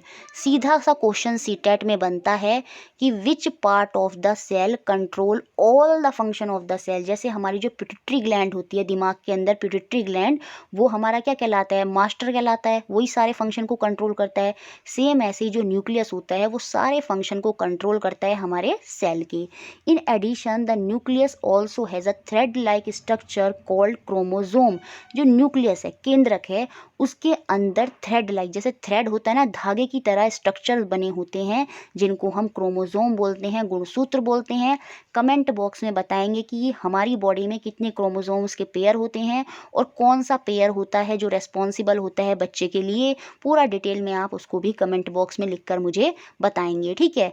और क्रोमोसोम के अंदर भी क्या होते हैं, आपके जीन होते हैं जो क्या करते हैं, एक करेक्टरिस्टिक जो आपके अंदर है वो आपके बच्चों में जाए, बच्चों से और आगे जाए। तो जो करेक्टरिस्टिक्स आपके पेरेंट्स से ऑफ स्प्रिंग में जाती हैं उसको कौन करता है, जीन करता है। तो याद रखिए, न्यूक्लियस होता है, क्वेश्चन बना है सीटेट में, न्यूक्लियस के अंदर क्या क्या होता है, तो क्रोमोसोम होते हैं, गुणसूत्र होते हैं, और गुणसूत्र के अंदर भी आपके जीन होते हैं। और जीन जो है वो इसमें सबसे छोटी इकाई हो जाएगी न्यूक्लियस के अंदर। जीन, क्रोमोसोम, क्रोमोसोम के अंदर जीन है, जीन के अंदर क्रोमोसोम नहीं है, क्रोमोसोम के अंदर जीन है, गुणसूत्रों के अंदर जीन होते हैं। जो एक बच्चे के अंदर गुण होते हैं जो अपने पापा मम्मी से आते हैं, वो जीन्स की वजह से आते हैं, जीन की वजह से आते हैं, जो कि हमारे न्यूक्लियस के अंदर होते हैं। और न्यूक्लियस में भी किसके अंदर, क्रोमोसोम के अंदर होते हैं, ठीक है। ये बहुत इंपॉर्टेंट पॉइंट्स हैं, बहुत बारीक पॉइंट हैं और इनको याद रखना है। और यही गलतियां आप एक सीटेट में करते हैं, इनको अच्छे से आप देख कर जाइएगा, ठीक है। The nucleus of a cell of a blue green algae. देखिए, जो शैवाल होते हैं, जो काई होते हैं, जैसे मैंने बताया काई, आपने देखा होगा आपका नल वगैरह जो होता है उसके पास ग्रीन ग्रीन कलर का काई जम जाती है, तो वो आपका एल्गी ही होता है, ठीक है। तो यहाँ पर बात हो रही है, जो nucleus of the cell of blue green algae is different from the multi cellular organism. इसका सेल अलग होता है। द न्यूक्लियस मेम्ब्रेन यहाँ पर क्या होती है, वो अपसेंट होती है। इनमें कोई भी न्यूक्लियस मेम्ब्रेन नहीं होती, कोई भी, याद रखिएगा, न्यूक्लियस मेम्ब्रेन के अंदर नहीं होती, जिसकी वजह से, अब देखिए, ये न्यूक्लियस है, ये तो आपकी सेल मेम्ब्रेन है, यहाँ पर साइटोप्लाज्म भरा है, ये आपका न्यूक्लियस है। तो न्यूक्लियस को भी मैंने बताया था ना कि स्ट्रक्चर प्रोवाइड कर रही है कौन, न्यूक्लियोल्स, केंद्रिका। तो इनके अंदर केंद्रिका नहीं होती। अब जब केंद्रिका, न्यूक्लियस मेम्ब्रेन ही नहीं होगी, केंद्रिका ही नहीं होगी, तो इनका कोई स्ट्रक्चर होगा नहीं। तो इसी वजह से हम ये बोलते हैं कि इनके अंदर न्यूक्लियस होता ही नहीं है। तो न्यूक्लियस इस वजह से नहीं होता क्योंकि उसका कोई स्ट्रक्चर ही नहीं होता, ठीक है। तो वो कौन से होंगे, वो ब्लू ग्रीन एल्गी होते हैं। Blue green algae other micro organism से अलग होते हैं। क्यों? क्योंकि इनके अंदर न्यूक्लियस मेम्ब्रेन नहीं है, वो केंद्रिका नहीं है, जिसकी वजह से इनका कोई स्ट्रक्चर नहीं होता। Cell without a proper nucleus, ये आपके क्या कहलाते हैं? प्रोकैरियोटिक सेल कहलाते हैं। बहुत इंपॉर्टेंट पॉइंट है सीटेट के लिए। प्रोकैरियोटिक सेल कौन से होते हैं? जिनके अंदर न्यूक्लियस नहीं होता। ऐसे ही आता है कि न्यूक्लियस किसके अंदर नहीं होता? वो प्रोकैरियोटिक होंगे, जिसमें क्या आ जाएंगे? आपके शैवाल आ जाएंगे। वो न्यूक्लियस कहने का मतलब क्या है कि उनकी कोई शेप नहीं है, क्योंकि वहाँ पर एक आपकी जो न्यूक्लियर मेम्ब्रेन होनी चाहिए जो उसको स्ट्रक्चर प्रोवाइड करती, वो वहाँ पर नहीं है। प्रॉपर न्यूक्लियस वहाँ पर नहीं होता, या फिर हम कहते हैं न्यूक्लियस इज अब्सेंट। यहाँ पर न्यूक्लियस अब्सेंट होता है। न्यूक्लियस तो होता है, लेकिन न्यूक्लियस मेम्ब्रेन नहीं होती। लेकिन आप फिर भी ये याद रखेंगे, न्यूक्लियस यहाँ पर नहीं होता। वो आपके क्या होते हैं? प्रोकैरियोटिक सेल होते हैं। और वो सेल जिनके अंदर न्यूक्लियस होता है, जैसे हमारे सेल होते हैं और उनमें पूरी न्यूक्लियस मेम्ब्रेन होती है, वो आपके क्या कहलाते हैं? यूकैरियोटिक सेल कहलाते हैं। Cell in which the nucleus is found with membrane, एक पूरी अपनी उनकी एक केंद्रिका होती है, प्रॉपर स्ट्रक्चर तरीके से केंद्रिका होती है। वो न्यूक्लियस, वो केंद्रक आपके क्या कहलाते हैं? वो यूकैरियोटिक सेल कहलाते हैं, जो हमारी बॉडी में है। लेकिन याद रखिएगा, जो शैवाल है वो क्या है? वो आपका प्रोकैरियोटिक है। क्यों? क्योंकि उसके अंदर न्यूक्लियस नहीं है, या प्रॉपर स्ट्रक्चर न्यूक्लियस वहाँ पर नहीं होता। तो ये याद रखिएगा, ये बहुत बहुत ज़्यादा इंपॉर्टेंट पॉइंट है। एम्प्टी और visible structure between cytoplasm are called vacuoles, रिक्तिका। देखिए, एनिमल सेल, ये प्लांट सेल है, तो इनमें कुछ इस तरह से एनिमल सेल में तो छोटे होंगे और प्लांट सेल में बहुत बड़े बड़े खाली एम्प्टी स्पेस होते हैं इस तरह से, जिन्हें हम क्या बोलते हैं? वैक्यूल्स बोलते हैं। क्या बोलते हैं? रिक्तिका बोलते हैं। और याद रखिएगा, ये प्लांट के सेल में, जो प्लांट होते हैं उनके जो पादप कोशिका होती हैं उनमें ये बहुत बड़े होंगे, लेकिन जो एनिमल का सेल होता है उनमें ये काफ़ी छोटे होते हैं। तो ये इंपॉर्टेंट डिफरेंस है किसके बीच में? प्लांट सेल के बीच में और एनिमल सेल के बीच में। एक तो सेल वॉल नहीं होती, किसमें? एनिमल सेल में। और एक ये जो वैक्यूल्स होते हैं, ये एनिमल सेल में छोटे होते हैं और प्लांट सेल में काफ़ी बड़े होते हैं। देखिए, इसके अलावा जो प्लांट्स होते हैं उनकी जो पत्तियां, लीव्स होती हैं, वो ग्रीन होती हैं। और वो ग्रीन किसकी वजह से होती हैं? ग्रीन प्लास्टिड की वजह से, जिनके अंदर क्लोरोफिल होता है, वो क्लोरोफिल को कंटेन करती हैं। उस क्लोरोफिल को ही हम क्या बोलते हैं? क्लोरोप्लास्ट बोलते हैं, हरित लवक बोलते हैं। और ये क्लोरोप्लास्ट खाली प्लांट सेल में होता है, जो उनको ग्रीन कलर प्रोवाइड करता है। उसके बाद देखिए, ये एनिमल सेल है और ये प्लांट सेल है, दोनों में सेल मेम्ब्रेन होती है। और देखिए, प्लांट सेल जो है उसमें एक एक्स्ट्रा सेल वॉल है, कोशिका भित्ति है। यहाँ पर जो देखिए वैक्यूल्स हैं, ये छोटे छोटे हैं, लेकिन एनिमल सेल में यही वैक्यूल, यही रिक्तिका बहुत बड़ी है। बाकी केंद्रक है, न्यूक्लियस है। तो सारे डिफरेंसेस मैंने आपको अच्छे से समझा दिए हैं, और यहाँ से क्वेश्चन बनेंगे, तो आप इन सबको ध्यान अच्छे से रखिएगा। इसके बाद जो नेक्स्ट अब हम पढ़ने वाले हैं वो है न्यूट्रिशन इन प्लांट, पादपों में पोषण। ठीक है, किस तरह से जो एनिमल्स होते हैं, प्लांट होते हैं, ठीक है। देखिए, अब हम समझेंगे न्यूट्रिशन इन प्लांट, पादपों में पोषक। कैसे जो प्लांट होते हैं वो अपना फूड जो है वो बनाते हैं या लेते हैं, वो सारा हमें समझना है, जो उनकी ग्रोथ में हेल्प करता है। देखिए, बहुत से ऑर्गेनिज्म या बहुत से प्लांट ऐसे होते हैं, वो अपना फूड खुद से बनाते हैं। और यही प्रोसेस जो होता है, जब प्लांट अपना फूड खुद से बना रहा होता है, उसी ही प्रोसेस को हम ऑटोट्रॉपिक बोलते हैं। और ऐसे प्लांटों को हम क्या बोलते हैं? जो अपना भोजन खुद बनाते हैं। जैसे फोटोसिंथेसिस में प्लांट क्या करते हैं?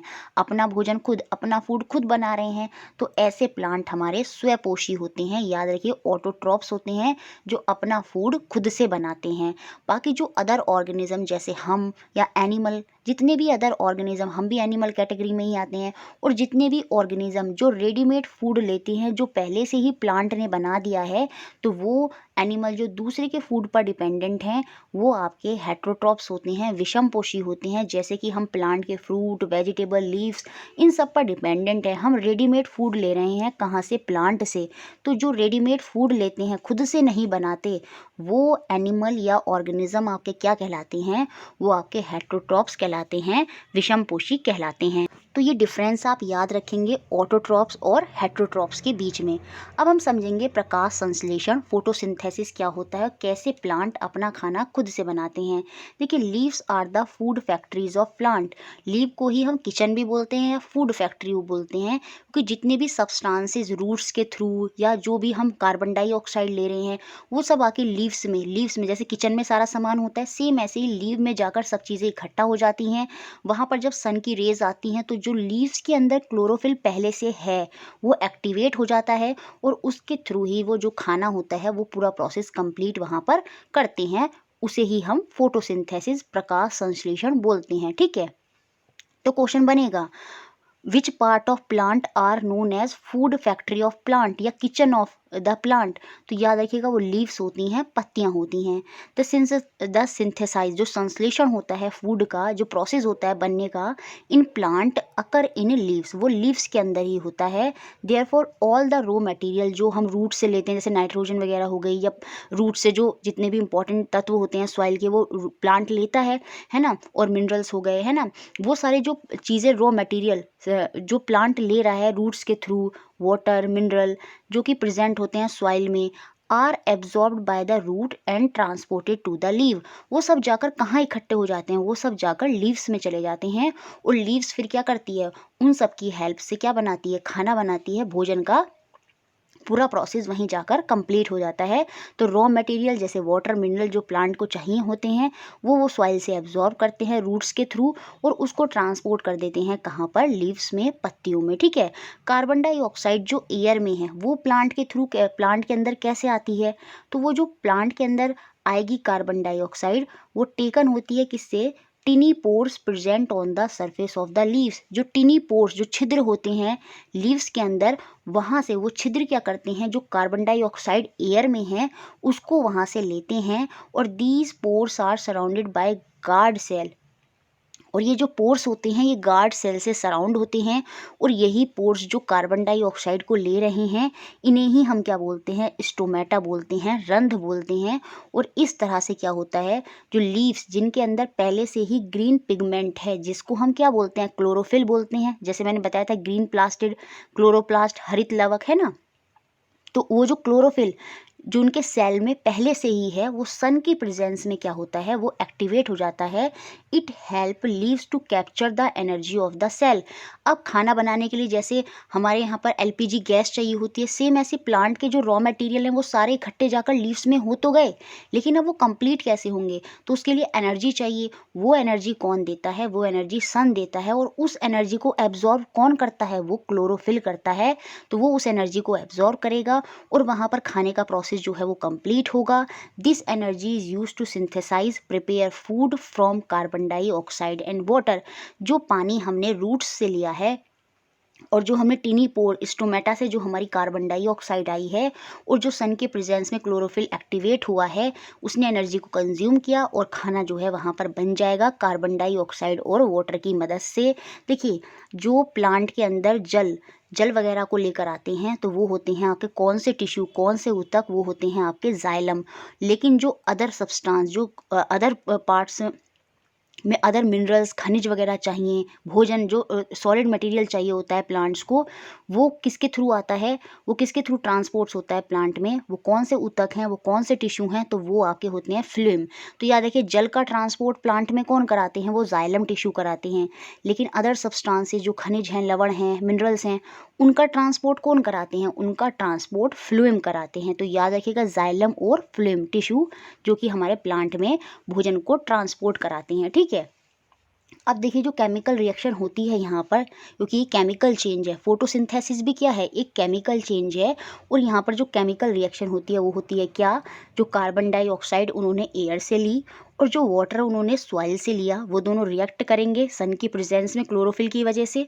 ठीक है, सन के प्रकाश में क्लोरोफिल एक्टिवेट हो गया, उसने एनर्जी को कंज्यूम किया और प्रोसेस वहाँ पर शुरू होगा। और वहाँ पर आपका जो खाना है, जो कार्बन डाइऑक्साइड है, सॉरी, उनके लिए खाना है वो कार्बोहाइड्रेट में बदल जाता है, जिसे हम स्टार्च बोलते हैं। अगर प्लांट के अंदर स्टार्च बन गया है तो समझ लीजिएगा फोटोसिंथेसिस वहाँ पर कंप्लीट हो गया है। तो कार्बोहाइड्रेट जो है वो आपके क्या होते हैं, बाद में स्टार्च में कन्वर्ट हो जाते हैं और ऑक्सीजन O2 जो होती है वो फोटोसिंथेसिस में दिन के समय रिलीज होती है। याद रखिएगा, फोटोसिंथेसिस खाली दिन के समय होता है, रात के समय फोटोसिंथेसिस प्लांट नहीं करते। दिन के समय दो चीज़ करते हैं प्लांट, फोटोसिंथेसिस भी करते हैं और रेस्पिरेशन भी करते हैं, श्वसन भी करते हैं। लेकिन रात के समय प्लांट खाली रेस्पिरेशन करते हैं, श्वसन करते हैं। और रेस्पिरेशन में प्लांट कार्बन डाइऑक्साइड को बाहर निकालते हैं। याद रखिएगा, तभी तो कहते हैं पेड़ों के नीचे रात में नहीं सोना चाहिए, क्योंकि रेस्पिरेशन में प्लांट कार्बन डाइऑक्साइड बाहर निकालते हैं। लेकिन दिन के समय प्लांट कार्बन डाइऑक्साइड निकाल तो रहे हैं, लेकिन फोटोसिंथेसिस में जो ऑक्सीजन निकालते हैं वो इस कार्बन डाइऑक्साइड से ज़्यादा होती है। इसलिए दिन के समय हम कहते हैं प्लांट जो हैं वो ऑक्सीजन देते हैं। बाकी रेस्पिरेशन भी करते हैं, लेकिन फोटोसिंथेसिस जो है वो खाली दिन के समय में करते हैं। ठीक है, अब यहाँ पर लिखा है the carbohydrate ultimately get converted into starch. बाद में जो प्रोसेस में इसमें कार्बोहाइड्रेट बनी है, जो हमारी शुगर होती है, कार्बोहाइड्रेट होती है फूड के अंदर, वो किस में कन्वर्ट हो जाती है, वो आपका स्टार्च में कन्वर्ट हो जाती है। और यही presence of starch in leaves, ये जो प्रेजेंस होगी स्टार्च की लीव्स के अंदर, मंड की प्रेजेंस होगी हमारी लीव्स के अंदर, यही इंडिकेट करेगी क्या, ऑकरेंस ऑफ फोटोसिंथेसिस। यही बताएगी कि फोटोसिंथेसिस का प्रोसेस हो गया है।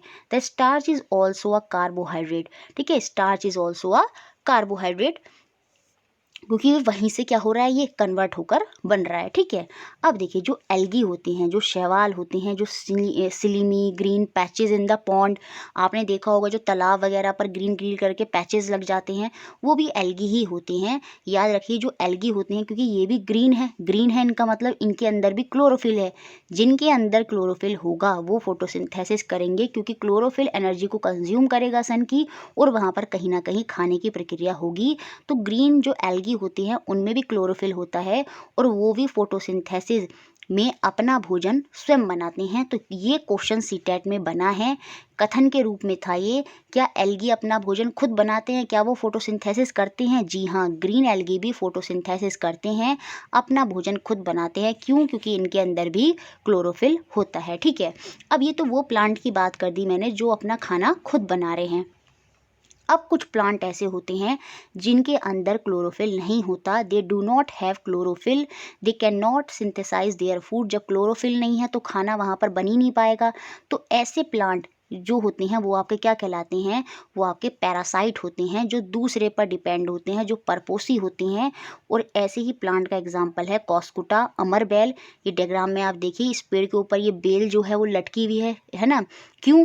क्योंकि ये जो होस्ट है, ये जो होस्ट यहाँ पर कौन है, ये प्लांट एक होस्ट की तरह है, और ये इससे पोषक तत्व लेगी और फिर अपने अंदर जो भोजन है वो लेगी।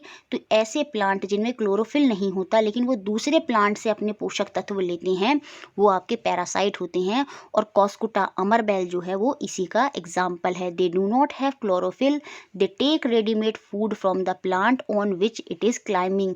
जिन प्लांटों के ऊपर वो क्लाइंब करते हैं, चढ़ जाते हैं, वहाँ से वो अपना पोषक तत्व लेते हैं, न्यूट्रिशन लेते हैं। और ऐसे ही प्लांट जो उनके ऊपर क्लाइंब हुए हैं वो आपके क्या होते हैं, वो पैरासाइट होते हैं। और जिस प्लांट के ऊपर वो क्लाइंब हुए हैं वो प्लांट जो होता है वो आपका होस्ट होता है। याद रखिएगा क्या होता है, होस्ट होता है। ठीक है, अब जो ऐसे प्लांट है उनको क्या हम बोलते हैं, पैरासाइट बोलते हैं, परपोषी बोलते हैं। तो हिंदी में परपोषी तो आपका होस्ट होगा, क्या होगा, होस्ट होगा। पैरासाइट को हिंदी में क्या बोलते हैं, परजीवी। ठीक है, ऐसे जो प्लांट, देखिए थोड़ा सा कन्फ्यूजन हो गया है, क्लियर कर लेते हैं। जिस प्लांट से ये न्यूट्रिशन लेंगे, ठीक है, वो प्लांट तो आपका होस्ट होता है। क्या होता है, होस्ट, परपोषी, जो पहले से ही अपना भोजन खुद बना रहा है। लेकिन जो प्लांट इसके ऊपर चढ़ा है, जो कॉस्कुटा, अमरबेल है, वो क्या है, वो आपका पैरासाइट है, परजीवी है। लेकिन जो होस्ट, जो दूसरा प्लांट था, वो आपका परपोषी था। इस परजीवी में पैरासाइट के और कौन कौन से एग्जाम्पल हैं, बेड बग, जो खटमल होते हैं, जो आपकी लीचीज हो गई, जो आपके जू हो गए, कॉस्कुटा हो गए, ठीक है, लाइस तो आपकी जू हो गई है ना। तो ये सारे जो होंगे ये भी आपके क्या हैं, परजीवी ही हैं। क्यों? क्योंकि ये क्या करते हैं, इनमें खुद तो कुछ होता नहीं है, कुछ देते नहीं है, ये सिर्फ लेते हैं। ये आपकी बॉडी से सारे न्यूट्रिशन ले लेंगे, बदले में कुछ नहीं देंगे। तो ऐसे ही जीव जो आपकी बॉडी से न्यूट्रिशन लेते हैं वो आपके पैरासाइट होते हैं, परजीवी होते हैं। और इनके एग्जाम्पल भी मैंने बता दिए हैं, हैं बेड बग, लीचीज, कॉस्कुटा, लाइस, ये सारे के सारे पैरासाइट के एग्जाम्पल हैं। अब देखिए कुछ हमारे जो होते हैं वो कीट भक्षी होते हैं जो इंसेक्ट को कंज्यूम करते हैं। Insect eating plant are called insectivorous plant. कीट भक्षी हम उनको बोलते हैं, जैसे कि पिचर प्लांट। जो पिचर प्लांट होता है वो इंसेक्ट्स वगैरह को खाता है, तो ऐसे ही प्लांट जो इंसेक्ट को कंज्यूम करते हैं वो आपके क्या होते हैं, वो कीट भक्षी होते हैं, पिचर प्लांट होते हैं। बाकी बहुत डिटेल में इसके बारे में टॉपिक सीरीज में बताया है पिचर प्लांट के बारे में। बाकी आप इतना ही अभी मैराथन सेशन में याद रखिए, ठीक है। अब कुछ ऑर्गेनिज्म अपना न्यूट्रिशन कहाँ से लेते हैं, वो आपके मृत जीवों से लेते हैं। Fungi drive nutrition from dead and decaying matter. जो मरे सड़े गले चीज़ें होती हैं वहाँ से अपना न्यूट्रिशन लेते हैं, तो वो आपके क्या कहलाते हैं, सेप्रोट्रॉप्स कहलाते हैं, मृत जीवी कहलाते हैं। जैसे ईस्ट, ईस्ट जो है वो आपकी फंगाई के अंदर आती है, याद रखिएगा, वो मैंने पहले नहीं बताया था आपको, अब यहाँ पर बता देते हैं। जैसे आपका मलेरिया जो होता है वो प्रोटोजोआ की वजह से होता है। जो अल्कोहल हम बना रहे थे ईस्ट में, जिसे हम फर्मेंटेशन बोलते हैं, वो जो ईस्ट थी वो क्या थी, वो फंगाई होती है, याद रखिए। ऐसे ही मशरूम भी फंगाई है, कवक तो इसमें आ ही जाएंगे। तो ये सारे फंगाई होते हैं। ये क्या करते हैं, ये दूसरे मरे हुए जो मर जाते हैं, डेड और डिकेइंग प्लांट या एनिमल्स होते हैं, उनसे अपना न्यूट्रिशन लेते हैं, और इन्हें ही हम सेप्रोटॉप्स कहते हैं, मृत जीवी कहते हैं। देखिए इसके बाद अब हम समझेंगे सिम्बायोटिक रिलेशनशिप क्या होती है, सहजीवी क्या होती है, और ये बहुत इंपॉर्टेंट है, यहाँ से क्वेश्चन बना है सीटेट में। देखिए परजीवी में, पैरासाइट में हमने क्या पढ़ा था कि एक जो ऑर्गेनिज्म है वो दूसरे ऑर्गेनिज्म से खाली न्यूट्रिशन ले रहा है, बदले में कुछ दे नहीं रहा। लेकिन जब एक ऑर्गेनिज्म क्या करेगा, न्यूट्रिशन तो लेगा लेकिन बदले में उसको भी कुछ देगा, तो वहाँ पर वो एक रिलेशनशिप बना लेते हैं, और उस रिलेशनशिप को ही सिम्बायोटिक रिलेशनशिप बोलते हैं। और ऐसे ही जीव जो एक दूसरे को न्यूट्रिशन देंगे, शेल्टर देंगे और उसको शेयर करेंगे एक दूसरे से, तो वो आपके सहजीवी होते हैं। याद रखिएगा, परजीवी और सहजीवी में यही अंतर है। परजीवी तो खाली न्यूट्रिशन लेते हैं, ये न्यूट्रिशन लेंगे और बदले में कुछ और न्यूट्रिशन या कुछ शेल्टर देंगे, पानी देंगे या कुछ अदर सब्सटेंस उसको देंगे, तो वो आपका एक रिलेशनशिप बना लेते हैं, जिसे हम सिम्बायोटिक रिलेशनशिप, सहजीवी बोलते हैं। यहाँ पर एग्जांपल दिया है राइजोबियम का। राइजोबियम जो होता है ये प्लांट को नाइट्रोजन देता है, क्योंकि वो उसको सॉल्यूबल फॉर्म में सॉइल के साथ कन्वर्ट करा देता है। लेकिन राइजोबियम जो होता है ना, वो अपना खाना खुद नहीं बना सकता, तो वो खाना लेता है कहाँ से, प्लांट से, और बदले में उसको क्या देता है, नाइट्रोजन। तो वहाँ पर एक रिलेशनशिप बन गया ना उनके बीच में, और यही रिलेशनशिप आपका सिम्बायोटिक रिलेशनशिप है, ठीक है। तो वो ऑर्गेनिज्म जो live together and share shelter and nutrition, तो वही आपकी सिम्बायोटिक रिलेशनशिप होती है। अब यहाँ पर एक और एग्जाम्पल का उदाहरण दिया है लाइकेन का। देखिए लाइकेन जो होता है ये भी पार्टनर करता है। लाइकेन में दो ऑर्गेनिज्म एक साथ कनेक्ट रहते हैं। कौन सा, एक एल्गी होगा और एक आपका फंगी होगा। तो एल्गी जो होगा, क्योंकि एल्गी में क्लोरोफिल है, तो ये तो खाना बनाएगा। लेकिन जो फंगाई है वो क्या करेगा, वो इसको बहुत से न्यूट्रिशन जो है इस एल्गी को देगा। तो ये जो एल्गी और फंगाई के बीच में रिलेशनशिप बन गया है, यही आपका क्या होता है, सिम्बायोटिक रिलेशनशिप होता है। और ये इसी सिम्बायोटिक रिलेशनशिप के साथ एक दूसरे के साथ रहते हैं। तो समझ में आया, ये ध्यान रखिएगा। एल्गी यहाँ पर ये इसको ग्रीन फोटोसिंथेसिस की मदद में खाना दे रहा है, और फंगी जो है वो उसको यहाँ पर शेल्टर देगा, ठीक है। तो ये सारा रिलेशनशिप आपका सिम्बायोटिक रिलेशनशिप में आ जाता है। तो इतना ही हमें न्यूट्रिशन इन प्लांट में देखना था। अब हम आगे समझेंगे न्यूट्रिशन इन एनिमल, कि प्राणियों में पोषण कैसे होता है, कि कैसे हम फूड को लेते हैं और बाद में वो एक्सक्रीट हो जाता है, वेस्ट मटेरियल की तरह बाहर निकल जाता है। We take food through mouth, हम अपने माउथ से फूड लेते हैं, उसको डाइजेस्ट करते हैं, और उसमें से जितने भी इंपॉर्टेंट कंपोनेंट्स होते हैं उनको यूटिलाइज करते हैं, और फिर बाद में वेस्ट मटेरियल को एक्सक्रीट कर देते हैं। अब ये जो फूड है ना, वो pass through a continuous canal, एक कंटिन्यूस कनाल होती है जहाँ से हमारा फूड जो है पास करता है। और वो कनाल जो है स्टार्ट हो जाती है, बिगिन हो जाती है कहाँ से, हमारी वकल कैविटी। जो हमारा माउथ है वो पूरा क्या कहलाता है, वकल कैविटी कहलाता है, जिसमें आपकी टंग भी आ जाएगी, टीथ भी आ जाएंगे।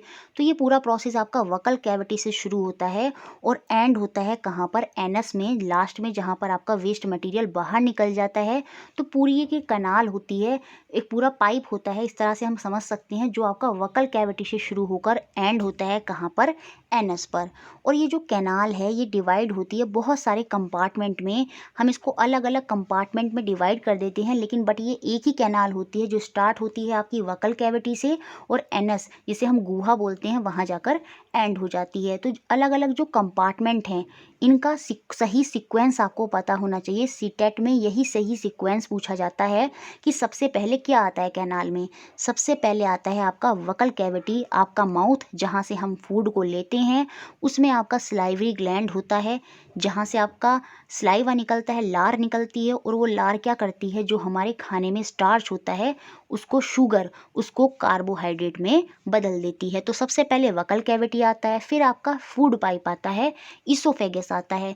ये क्या करता है, जो हमारा भोजन है जो हमने चबा लिया है उसको इस पाइप के थ्रू लेकर जाता है और कहाँ पहुँचा देता है, थर्ड नंबर पर हमारे आमाशय, हमारे स्टमक में पहुँचा देता है। हमारे स्टमक में जो है प्रोटीन वगैरह का सिंथेसाइज जो है वो बिगिन हो जाता है, कंप्लीट नहीं होता, शुरू हो जाता है लेकिन, और ये ख़त्म जाकर कहाँ होता है, सारे जो कंपोनेंट हैं, फैट है, प्रोटीन है, ये सारे जाकर कंप्लीट रूप से डाइजेस्ट हो जाते हैं कहाँ पर, हमारी स्मॉल इंटेस्टाइन, छोटी आंत में। और उसके बाद छोटी आंत क्या कर देती है, वहाँ से जो कंपोनेंट से इम्पोर्टेंट अमीनो एसिड है उन सब को हमारे ब्लड वेसल्स में ट्रांसफ़र कर देती है, जो हमारे शरीर के अलग अलग ऑर्गन को चाहिए होते हैं अलग अलग फंक्शन करने के लिए, ठीक है। और उसके लास्ट में बाद में आती है आपकी लार्ज इंटेस्टाइन। वहाँ से भी कुछ अगर और भी पोषक तत्व रह गए हैं वो वहाँ से निकलेंगे। पानी जो है, पानी जो अलग होता है यूरिन से, वो लार्ज इंटेस्टाइन में होगा, और बाद में जो वेस्ट मटेरियल है वो आपके एनस के थ्रू बाहर निकल जाता है। तो पूरी इस तरह से ये कैनाल डिवाइड होती है, जो शुरू होती है आपकी वकल कैविटी से, फिर फूड पाइप, इसोफेगस, फिर आपका स्टमक आता है, फिर आपकी स्मॉल इंटेस्टाइन, फिर लार्ज इंटेस्टाइन, और फिर आपका एनस। तो ये सीक्वेंस आपको याद रखना है, ठीक है। अगर मैं माउथ की बात करूं, वकल कैविटी की बात करूं, तो सबसे पहले आती है हमारे टीथ, जो हमारे खानों को चबाते हैं। तो जो नंबर ऑफ मिल्क टीथ होते हैं एक बच्चे में वो 20 होते हैं, लेकिन जो एडल्ट, जो हम एडल्ट हैं, हम में जो टीथ होते हैं, दांत होते हैं, वो कितने होते हैं, वो 32 होते हैं। और ये बात आपको याद रखनी है, जिसमें हमारे 4 इंसीजर होते हैं, 8 कैनाइन होते हैं, 8 प्रीमोलर होते हैं और 12 मोलर होते हैं। और इनका सिक्वेंस भी पूछा था सीटेट में, तो याद रखिए सबसे पहले आपके इंसीजर आते हैं, आगे वाले 2 दांत जो काटने में मदद करते हैं, 2 दांत ऊपर के और 2 दांत नीचे के, तो कुल मिलाकर 4 इंसीजर होते हैं, 4 कृंतक, हिंदी में क्या बोलते हैं, कृंतक। तो सबसे पहले हमारे इंसीजर आते हैं, सीक्वेंस में सबसे पहले क्या आएंगे, इंसीजर आएंगे, कृंतक आएंगे। उसके बाद हमारे 8 कैनाइन होते हैं, 2 आगे वाले दांत के बाद जो हमारे 2 इधर वाले ये दांत और 2 इधर वाले ये दांत, तो 2 ऊपर, 4 नीचे। तो हमारे 8 जो होते हैं वो आपके रदनक होते हैं, क्या होते हैं, कैनाइन होते हैं। याद रखिएगा, 2 ऊपर इधर की तरफ, 2 ऊपर उधर की तरफ, तो 4 ऊपर, ये देखिए ये 2, और इधर वाले ये 2, और इसी में वो नोकीला वाला दांत भी आ जाता है जो हमारे कैनाइन के अंदर होता है, रदनक के अंदर होता है। तो पहले कृंतक आते हैं, फिर आपके रदनक आते हैं, और कितने कैनाइन होते हैं हमारे, 8 कैनाइन होते हैं, 4 ऊपर 4 नीचे। उसके बाद हमारे प्रीमोलर आते हैं, प्रीमोलर भी कितने होते हैं हमारे, 8 होते हैं, ठीक है। तो 8 मतलब 4 ऊपर 4 नीचे, ये देखिए 2 और ये वाले 2, ये क्या है, ये आपके प्रीमोलर हैं। तो 4 ऊपर वाले 4 नीचे, तो कुल मिलाकर 8 प्रीमोलर होते हैं, जिनको हम अग्रचवर्णक बोलते हैं हिंदी में। और उसके बाद हमारे 12 मोलर होते हैं, पीछे वाले दांत, 3 पीछे ऊपर, इधर भी 3 पीछे, तो कुल मिलाकर 6 ऊपर की तरफ, 6 नीचे की तरफ। तो इस तरह से हमारे 12 जो होते हैं वो चवर्णक होते हैं, मोलर होते हैं। तो ये पूरी तरह से आपको पता होना चाहिए। 4 तो हमारे इंसीजर हैं, 8 कैनाइन हैं, 8 प्रीमोलर और 12 molar, 4 8 8 12, incisor, canine, premolar, molar, ये सीक्वेंस है। कृंतक, रदनक, अग्रचवर्णक, चवर्णक, इंसीजर, कैनाइन, प्रीमोलर, मोलर। तो ये पूरा सीक्वेंस आपको याद रखना है एक तो, ठीक है। और ये बहुत इंपॉर्टेंट सीक्वेंस है।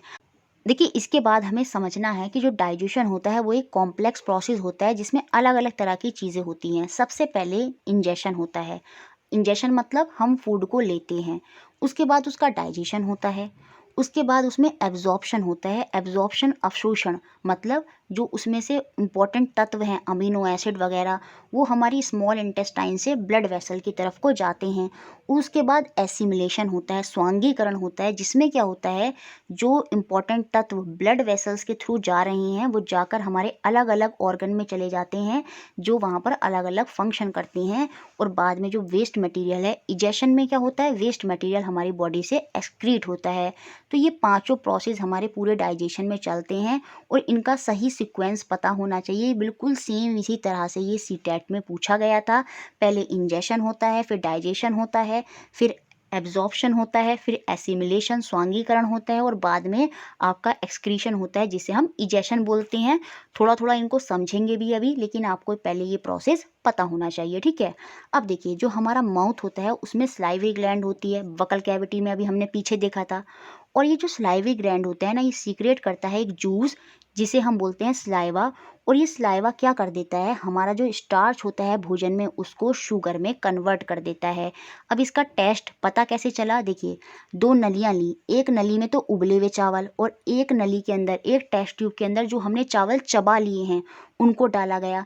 और जब आयोडीन के सॉल्यूशन के साथ इनको टेस्ट करा गया तो देखा गया कि जो इधर वाले जो उबले हुए चावल थे उसका कलर तो हमारा पर्पल हो गया, ठीक है, लेकिन जो ये वाले चावल हैं जो चबा लिए हैं उनका कलर पर्पल नहीं हुआ। क्यों? क्योंकि यहाँ पर स्टार्च है ही नहीं। स्टार्च किस में बदल गई, शुगर में बदल गई। किसकी वजह से, स्लाइवा की वजह से। लेकिन उबला हुआ चावल क्या है, उसमें अभी स्टार्च है जिसको हमने चबाया नहीं है और वो अभी कार्बोहाइड्रेट शुगर में नहीं कन्वर्ट हुई, ठीक है। तो याद रखिए, इंपॉर्टेंट पॉइंट है, स्लाइवा कन्वर्ट कर देता है किसको, जो हमारे भोजन के अंदर मंड होती है, स्टार्च होती है, उसको किस में, कार्बोहाइड्रेट शुगर में। अब उसके अलावा जो हमारी जीभ होती है उसके थ्रू हमें टेस्ट का पता चलता है। क्यों? क्योंकि हमारी जो टंग है उसमें टेस्ट बड होते हैं, स्वाद कलिकाएँ होती हैं जो हमारे अलग अलग टेस्टों को बताती हैं। जैसे 4 कॉमन टेस्ट होते हैं हमारे, स्वीट, मीठा, सॉल्टी, नमका, सॉर माने आपका खट्टा हो गया, बिटर माने आपका कड़वा हो गया। और ये सब आप किसकी वजह से फील कर पाते हैं, टेस्ट बड, स्वाद कलिकाएं जो हमारी टंग के ऊपर प्रेजेंट होती हैं उनकी वजह से आप ये कर पाते हैं, ठीक है। तो इतनी बात आपको टंग और माउथ में याद रखनी है। अब आता है स्टमक, पहले आएगा इसोफेगस। इसोफेगस से क्या होगा, जो आपने खाना चबाया है वो संकुचन करते हुए वो पाइप जो होता है इसोफेगस, वो ऊपर नीचे होगा, पहले अंदर आएगा फिर बाहर होगा, ताकि जो फूड है वो नीचे की तरफ को आसानी से खिसक जाए। और खिसकते खिसकते फूड आके कहाँ तक आता है, आपके स्टमक तक आता है, ठीक है। The inner lining of the stomach, जो हमारा स्टमक है, अमाशय है, उसकी जो इनर लाइनिंग है वो सीक्रेट करती है क्या, म्यूकस, हाइड्रोक्लोरिक एसिड और साथ में कुछ डाइजेस्टिव जूसेस जिसे हम जठर ग्रंथि जो बोलते हैं, और वो वहाँ पर निकालती है क्या, जठर रस, ठीक है। तो याद रखिए, इनर लाइनिंग जो स्टमक की होती है वो क्या सीक्रेट करती है, वो म्यूकस निकालती है। कौन सा एसिड, हाइड्रोक्लोरिक एसिड, और साथ में कुछ डाइजेस्टिव जूसेस भी वहाँ पर निकलते हैं। ये जो म्यूकस होता है ये प्रोटेक्ट करता है हमारी लाइनिंग ऑफ स्टमक की। स्टोमेटा याद आ रहा है, स्टमक की, जो हमारी स्टमक होता है, जो हमारा आमाशय होता है, उसकी जो लाइनिंग है उसको प्रोटेक्ट कौन करता है, ये म्यूकस, ठीक है। याद रखिए, म्यूकस जो है वो उसको प्रोटेक्ट करता है। और ये जो हाइड्रोक्लोरिक एसिड है, ये बहुत इंपॉर्टेंट पॉइंट है। ये जो कुछ बैक्टीरिया होते हैं जो हमारे भोजन के साथ, हमारे फूड के साथ हमारे अंदर शरीर के एंटर कर जाते हैं, उनको किल कर देते हैं, उनको मार देता है। याद रखिए, तो हाइड्रोक्लोरिक एसिड बहुत इंपॉर्टेंट रोल प्ले करता है।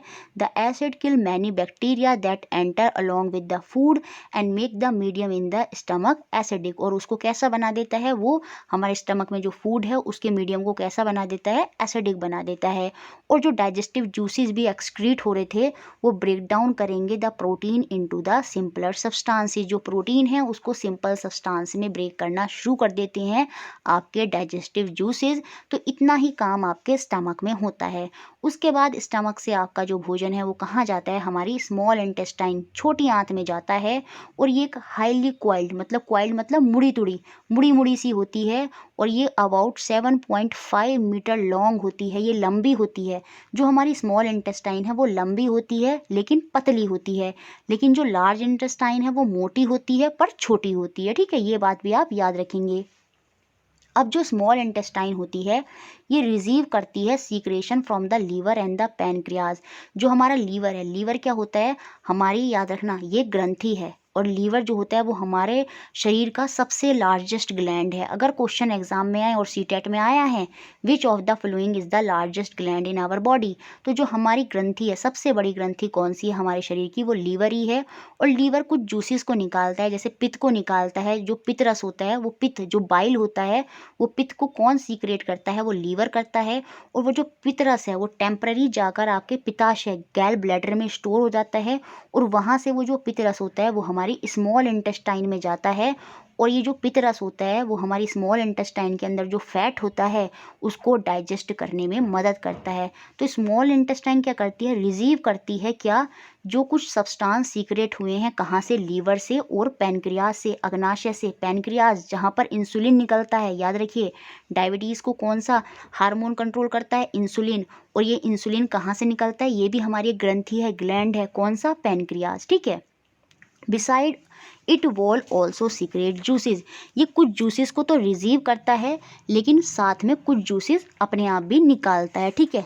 अब देखिए यहाँ पर बता भी दिया है, जो लीवर होता है, जो यकृत होता है, वो हमारा लार्जेस्ट ग्लैंड है बॉडी का। वो बाइल को सीक्रेट करता है, पित्तरस को सीक्रेट करता है, और जो जाकर टेम्परेरी रूप से स्टोर हो जाता है कहाँ पर, गैल ब्लैडर में, पित्ताशय में। और वहाँ से ये रस जो है, पित्तरस जो है, वो हमारी स्मॉल इंटेस्टाइन में जाता है, और ये एक बहुत बड़ा इंपॉर्टेंट रोल प्ले करता है in the digestion of fat. Fat को डाइजेस्ट कराता है हमारी स्मॉल इंटेस्टाइन में, ठीक है। ये पूरा याद रखिएगा। लीवर लार्जेस्ट ग्लैंड है जो पित्तरस को निकाल रहा है, जो जाकर स्टोर होता है गैल ब्लैडर में, और वहाँ से टेम्परेरी रूप से गैल ब्लैडर में जाकर स्टोर होता है, और वहाँ से जाता है हमारे स्मॉल इंटेस्टाइन में, और वहाँ पर हमारे फैट जो बसा होते हैं उनका डाइजेशन करता है। बाकी जो पैनक्रियाज से जूस निकलते हैं वो कार्बोहाइड्रेट और प्रोटीन उनको चेंज कर देते हैं, किसमें, सिंपल सब्सटेंस से। और पैनक्रियाज से हमारा हार्मोन भी निकलता है, इंसुलिन, जो डायबिटीज़ को कंट्रोल भी करता है। और कुछ जूसेस निकलते हैं जो स्मॉल इंटेस्टाइन में जाते हैं, और स्मॉल इंटेस्टाइन के अंदर जो कार्बोहाइड्रेट और प्रोटीन अभी पूर्ण रूप से डाइजेस्ट नहीं हुए हैं उनको कन्वर्ट करते हैं सिंपल सब्सटेंस में, ठीक है। अब देखिए जो स्मॉल इंटेस्टाइन में फूड है जो डाइजेस्ट हो रहा है वो जाकर रीच करता है कहाँ, lower part of the small intestine में, और वहाँ पर जो इंटेस्टाइन के जो जूसेस खुद से निकल रहे हैं वो उस पूरे प्रोसेस को कंप्लीट कर देते हैं, और पूरा डाइजेशन वहाँ पर कंप्लीट हो जाता है। जितने भी अदर सब्सटेंस, जितने भी कंपोनेंट हैं वो सारे वहाँ पर फुली रूप से डाइजेस्टेड हो जाते हैं।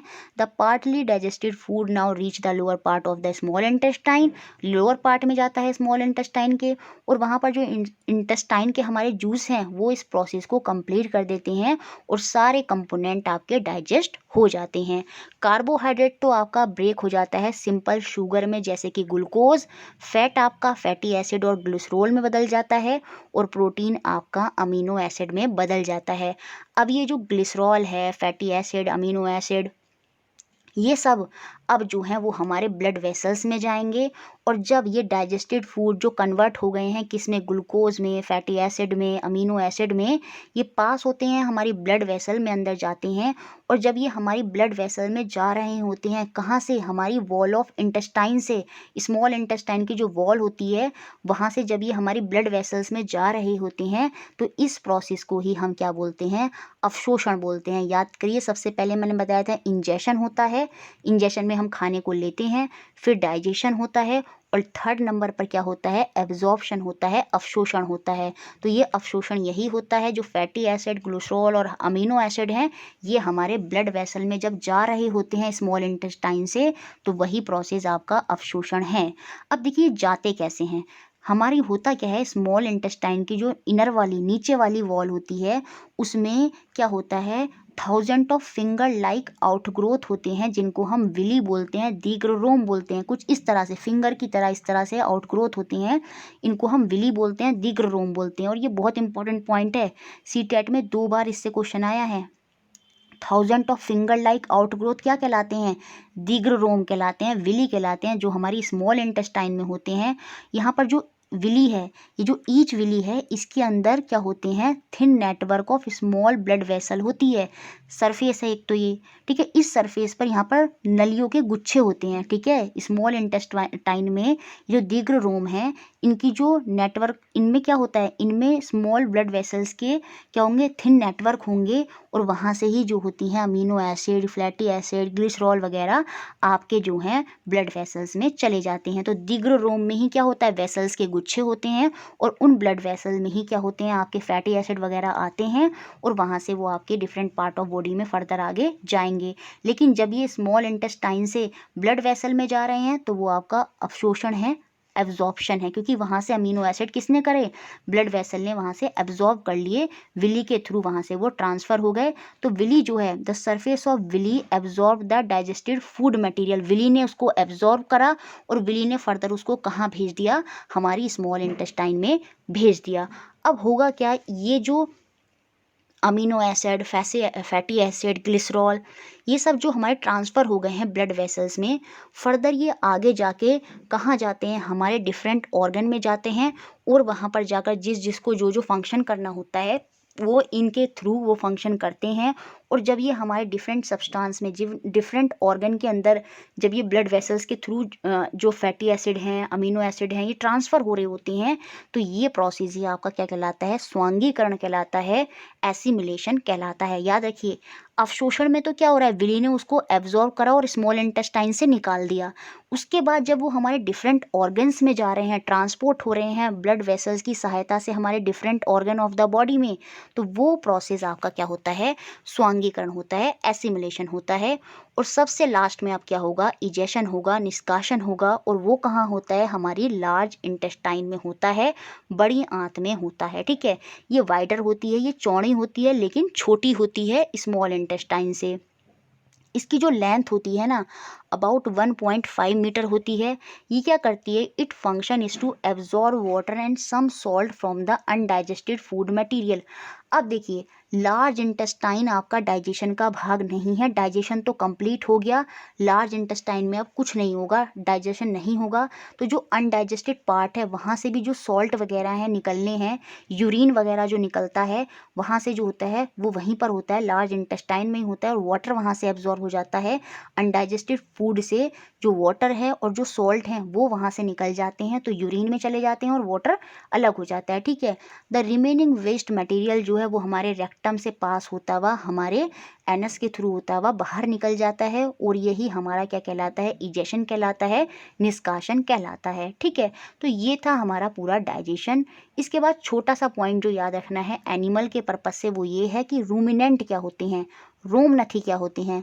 द ग्रेजिंग एनिमल जैसे काऊ, बफेलो, डियर, भैंस, घोड़ा, घोड़ा, काऊ, बफेलो, ये सब जो होते हैं ये रोमनथी होते हैं, रूमिनेंट होते हैं। हाथी नहीं आएगा यहाँ पर, काऊ, बफेलो, डियर, ये ग्रेजिंग एनिमल है जो घास वगैरह को चरते हैं। तो जो ग्रेजिंग एनिमल होते हैं वो क्या करते हैं, आपने देखा होगा, वो अपने खाने को बाद में चबाते हैं, तो यही आपके रोमनथी होते हैं, रूमिनेंट होते हैं। They quickly ingest and swallow their leafy food. इसके बाद छोटा सा पॉइंट जो याद रखना है एनिमल के पर्पज से, वो ये है कि रूमिनेंट क्या होते हैं, रोमनथी क्या होती हैं। द ग्रेजिंग एनिमल जैसे काऊ, बफेलो, डियर, भैंस, घोड़ा, घोड़ा, काऊ, बफेलो, ये सब जो होते हैं ये रोमनथी होते हैं, रूमिनेंट होते हैं। हाथी नहीं आएगा यहाँ पर, काऊ, बफेलो, डियर, ये ग्रेजिंग एनिमल है जो घास वगैरह को चरते हैं। तो जो ग्रेजिंग एनिमल होते हैं वो क्या करते हैं, आपने देखा होगा, वो अपने खाने को बाद में चबाते हैं, तो यही आपके रोमनथी होते हैं, रूमिनेंट होते हैं। They quickly ingest and swallow their leafy food. देखिए, इसके बाद इसमें एक छोटा सा पॉइंट है वो, और आपको बहुत इंपॉर्टेंट है, समझना है कि रोमनथी, रूमिनेंट क्या होते हैं। जो ग्रेजिंग एनिमल होते हैं जो घास वगैरह को चरते हैं, जैसे कि काऊ, बफेलो, भैंस हो गई, डियर हो गया, हिरन हो गया, ये सारे रूमिनेंट होते हैं, रोमनथी होते हैं। ये क्या करते हैं, they quickly ingest swallow their leafy food and store in their rumen. ये अपने स्टमक के, इनका जो स्टमक होता है वो 4 हिस्सों में बटा हुआ होता है, तो ये अपने स्टमक जहाँ रूमन होता है उस वाले पार्ट में ये जो थोड़ा सा भोजन उसको क्विकली इंजेस्ट करते हैं, जल्दी से उस भोजन को अपने अंदर लेते हैं, उसको निगल लेते हैं, ठीक है, और कहाँ पर स्टोर कर लेते हैं, अपने रूमन, अपने पेट के अंदर स्टोर कर लेते हैं और बाद में उस फूड को वापस लाते हैं अपने माउथ में और फिर च्यू करते हैं उसको पीसफुली। जैसे आपने देखा होगा भैंस वगैरह, गाय वगैरह बाद में खाने को चबाते रहते हैं, तो वो ऐसे ही करते हैं। वो क्या करते हैं, पहले भोजन को क्विकली इंजेस्ट कर देंगे, उसको स्वेलो कर लेंगे अपने रूमन के अंदर, है ना। और वो जो खाना होता है वो कड कहलाता है, क्या कहलाता है, कड। उसको वहाँ पर स्टोर करते हैं और फिर बाद में वो वापस लाते हैं उस फूड को, ठीक है, अपने माउथ में, और फिर उसको च्यू करते हैं पीसफुली। तो वो आपके रूमिनेंट होते हैं, रोमनथी होते हैं, तो याद रखिएगा। उसके अलावा जो अमीबा होता है वो इंजेस्ट करता है अपने फूड को विद द हेल्प ऑफ इस फॉल्स फीट कॉल्ड सूडोपोडिया। ये तो मैंने दिखा दिया था, पहले भी बता दिया था। The food is digest in the food vacuoles. इसका जो फूड है वो डाइजेस्ट कहाँ पर होता है, वो फूड वैक्यूल्स में होता है, जिसे हम खाद्य घानी बोलते हैं। ये दोनों पॉइंट, रूमिनेंट और ये खाद्य घानी वाला पॉइंट, दोनों एग्जाम में पूछे गए हैं। अमीबा जो है इंजेस्ट करता है फूड को फॉल्स फीट सूडोपोडिया के थ्रू, और इसका जो फूड है वो डाइजेस्ट कहाँ होता है, फूड वैक्यूल्स में, खाद्य धानी में। इसके बाद ये लास्ट क्वेश्चन है, इससे एक टॉपिक भी क्लियर हो जाएगा और ये जो सीटेट में क्वेश्चन आया है वहाँ से ये समझ में भी आ जाएगा। देखिए, कोई जंतु कैल्शियम कार्बोनेट के कठोर कवच वाले जंतुओं के कोमल भागों को खाने के लिए अपने मुख से अपना आमाशय बाहर निकालता है, अपने स्टमक को अपने माउथ से बाहर निकालता है। कवच को खोलने और कोमल पदार्थों को खाने के पश्चात आमाशय जंतु के शरीर में वापस चला जाता है। जहां आहार धीरे धीरे पचता है, उस जंतु का नाम बताना है हमें, उस एनिमल का नाम बताना है। एक एनिमल है जो अपने स्टमक को बाहर निकालता है सॉफ्ट मटेरियल को खाने के लिए, अपनी हार्ड शेल को खोलता है, और एक बार जब उनको निगल लेता है तो उसके बाद जो उसका पेट है वो फिर से वापस अंदर चला जाता है। तो हमें बताना है ये कौन सा एनिमल है। तो याद रखिए ये आपकी स्टार फिश होती है, तारा मछली होती है। ये इंपॉर्टेंट है, एनसीईआरटी में अलग से बताया भी गया है और ये क्वेश्चन भी बना है सीटेट में, तो ये फिर से याद रखना है। Animal pop out it stomach through its mouth to eat the soft material of those animal which have covered by the hard shell of calcium carbonate। उन एनिमल के सॉफ्ट मटेरियल को खाती है जो एनिमल कवर्ड होते हैं किससे, calcium carbonate की, कार्बोनेट की शेल से, ठीक है। जैसे ही after opening the shell and eating the soft material of material, जैसे शेल ओपन होगी तो उसमें से सॉफ्ट मटेरियल को वो खा लेगी और स्टमक को फिर से अपने बॉडी के अंदर वापस ले जाएगी और वहाँ पर उसको फिर बाद में स्लोली डाइजेस्ट करती है। तो वो कौन सा एनिमल है, वो आपका तारा मछली है, स्टार फिश है, ठीक है। तो ये सब था आपका, बहुत सारा पढ़ाया, मैं भी काफ़ी थक गई हूँ। वीडियो प्लीज़ अच्छी लगी है तो प्लीज़ स्टूडेंट्स उसको लाइक कर दें, शेयर बहुत करना है, बहुत मेहनत लग रही है इन सब में और आप ही के लिए हम ये मेहनत कर रहे हैं ताकि आप बहुत अच्छा स्कोर करें। तो शेयर ज़रूर कर दें, लाइक भी ज़रूर करें और इसी तरह हमारे साथ जुड़े रहें। Thank you for watching.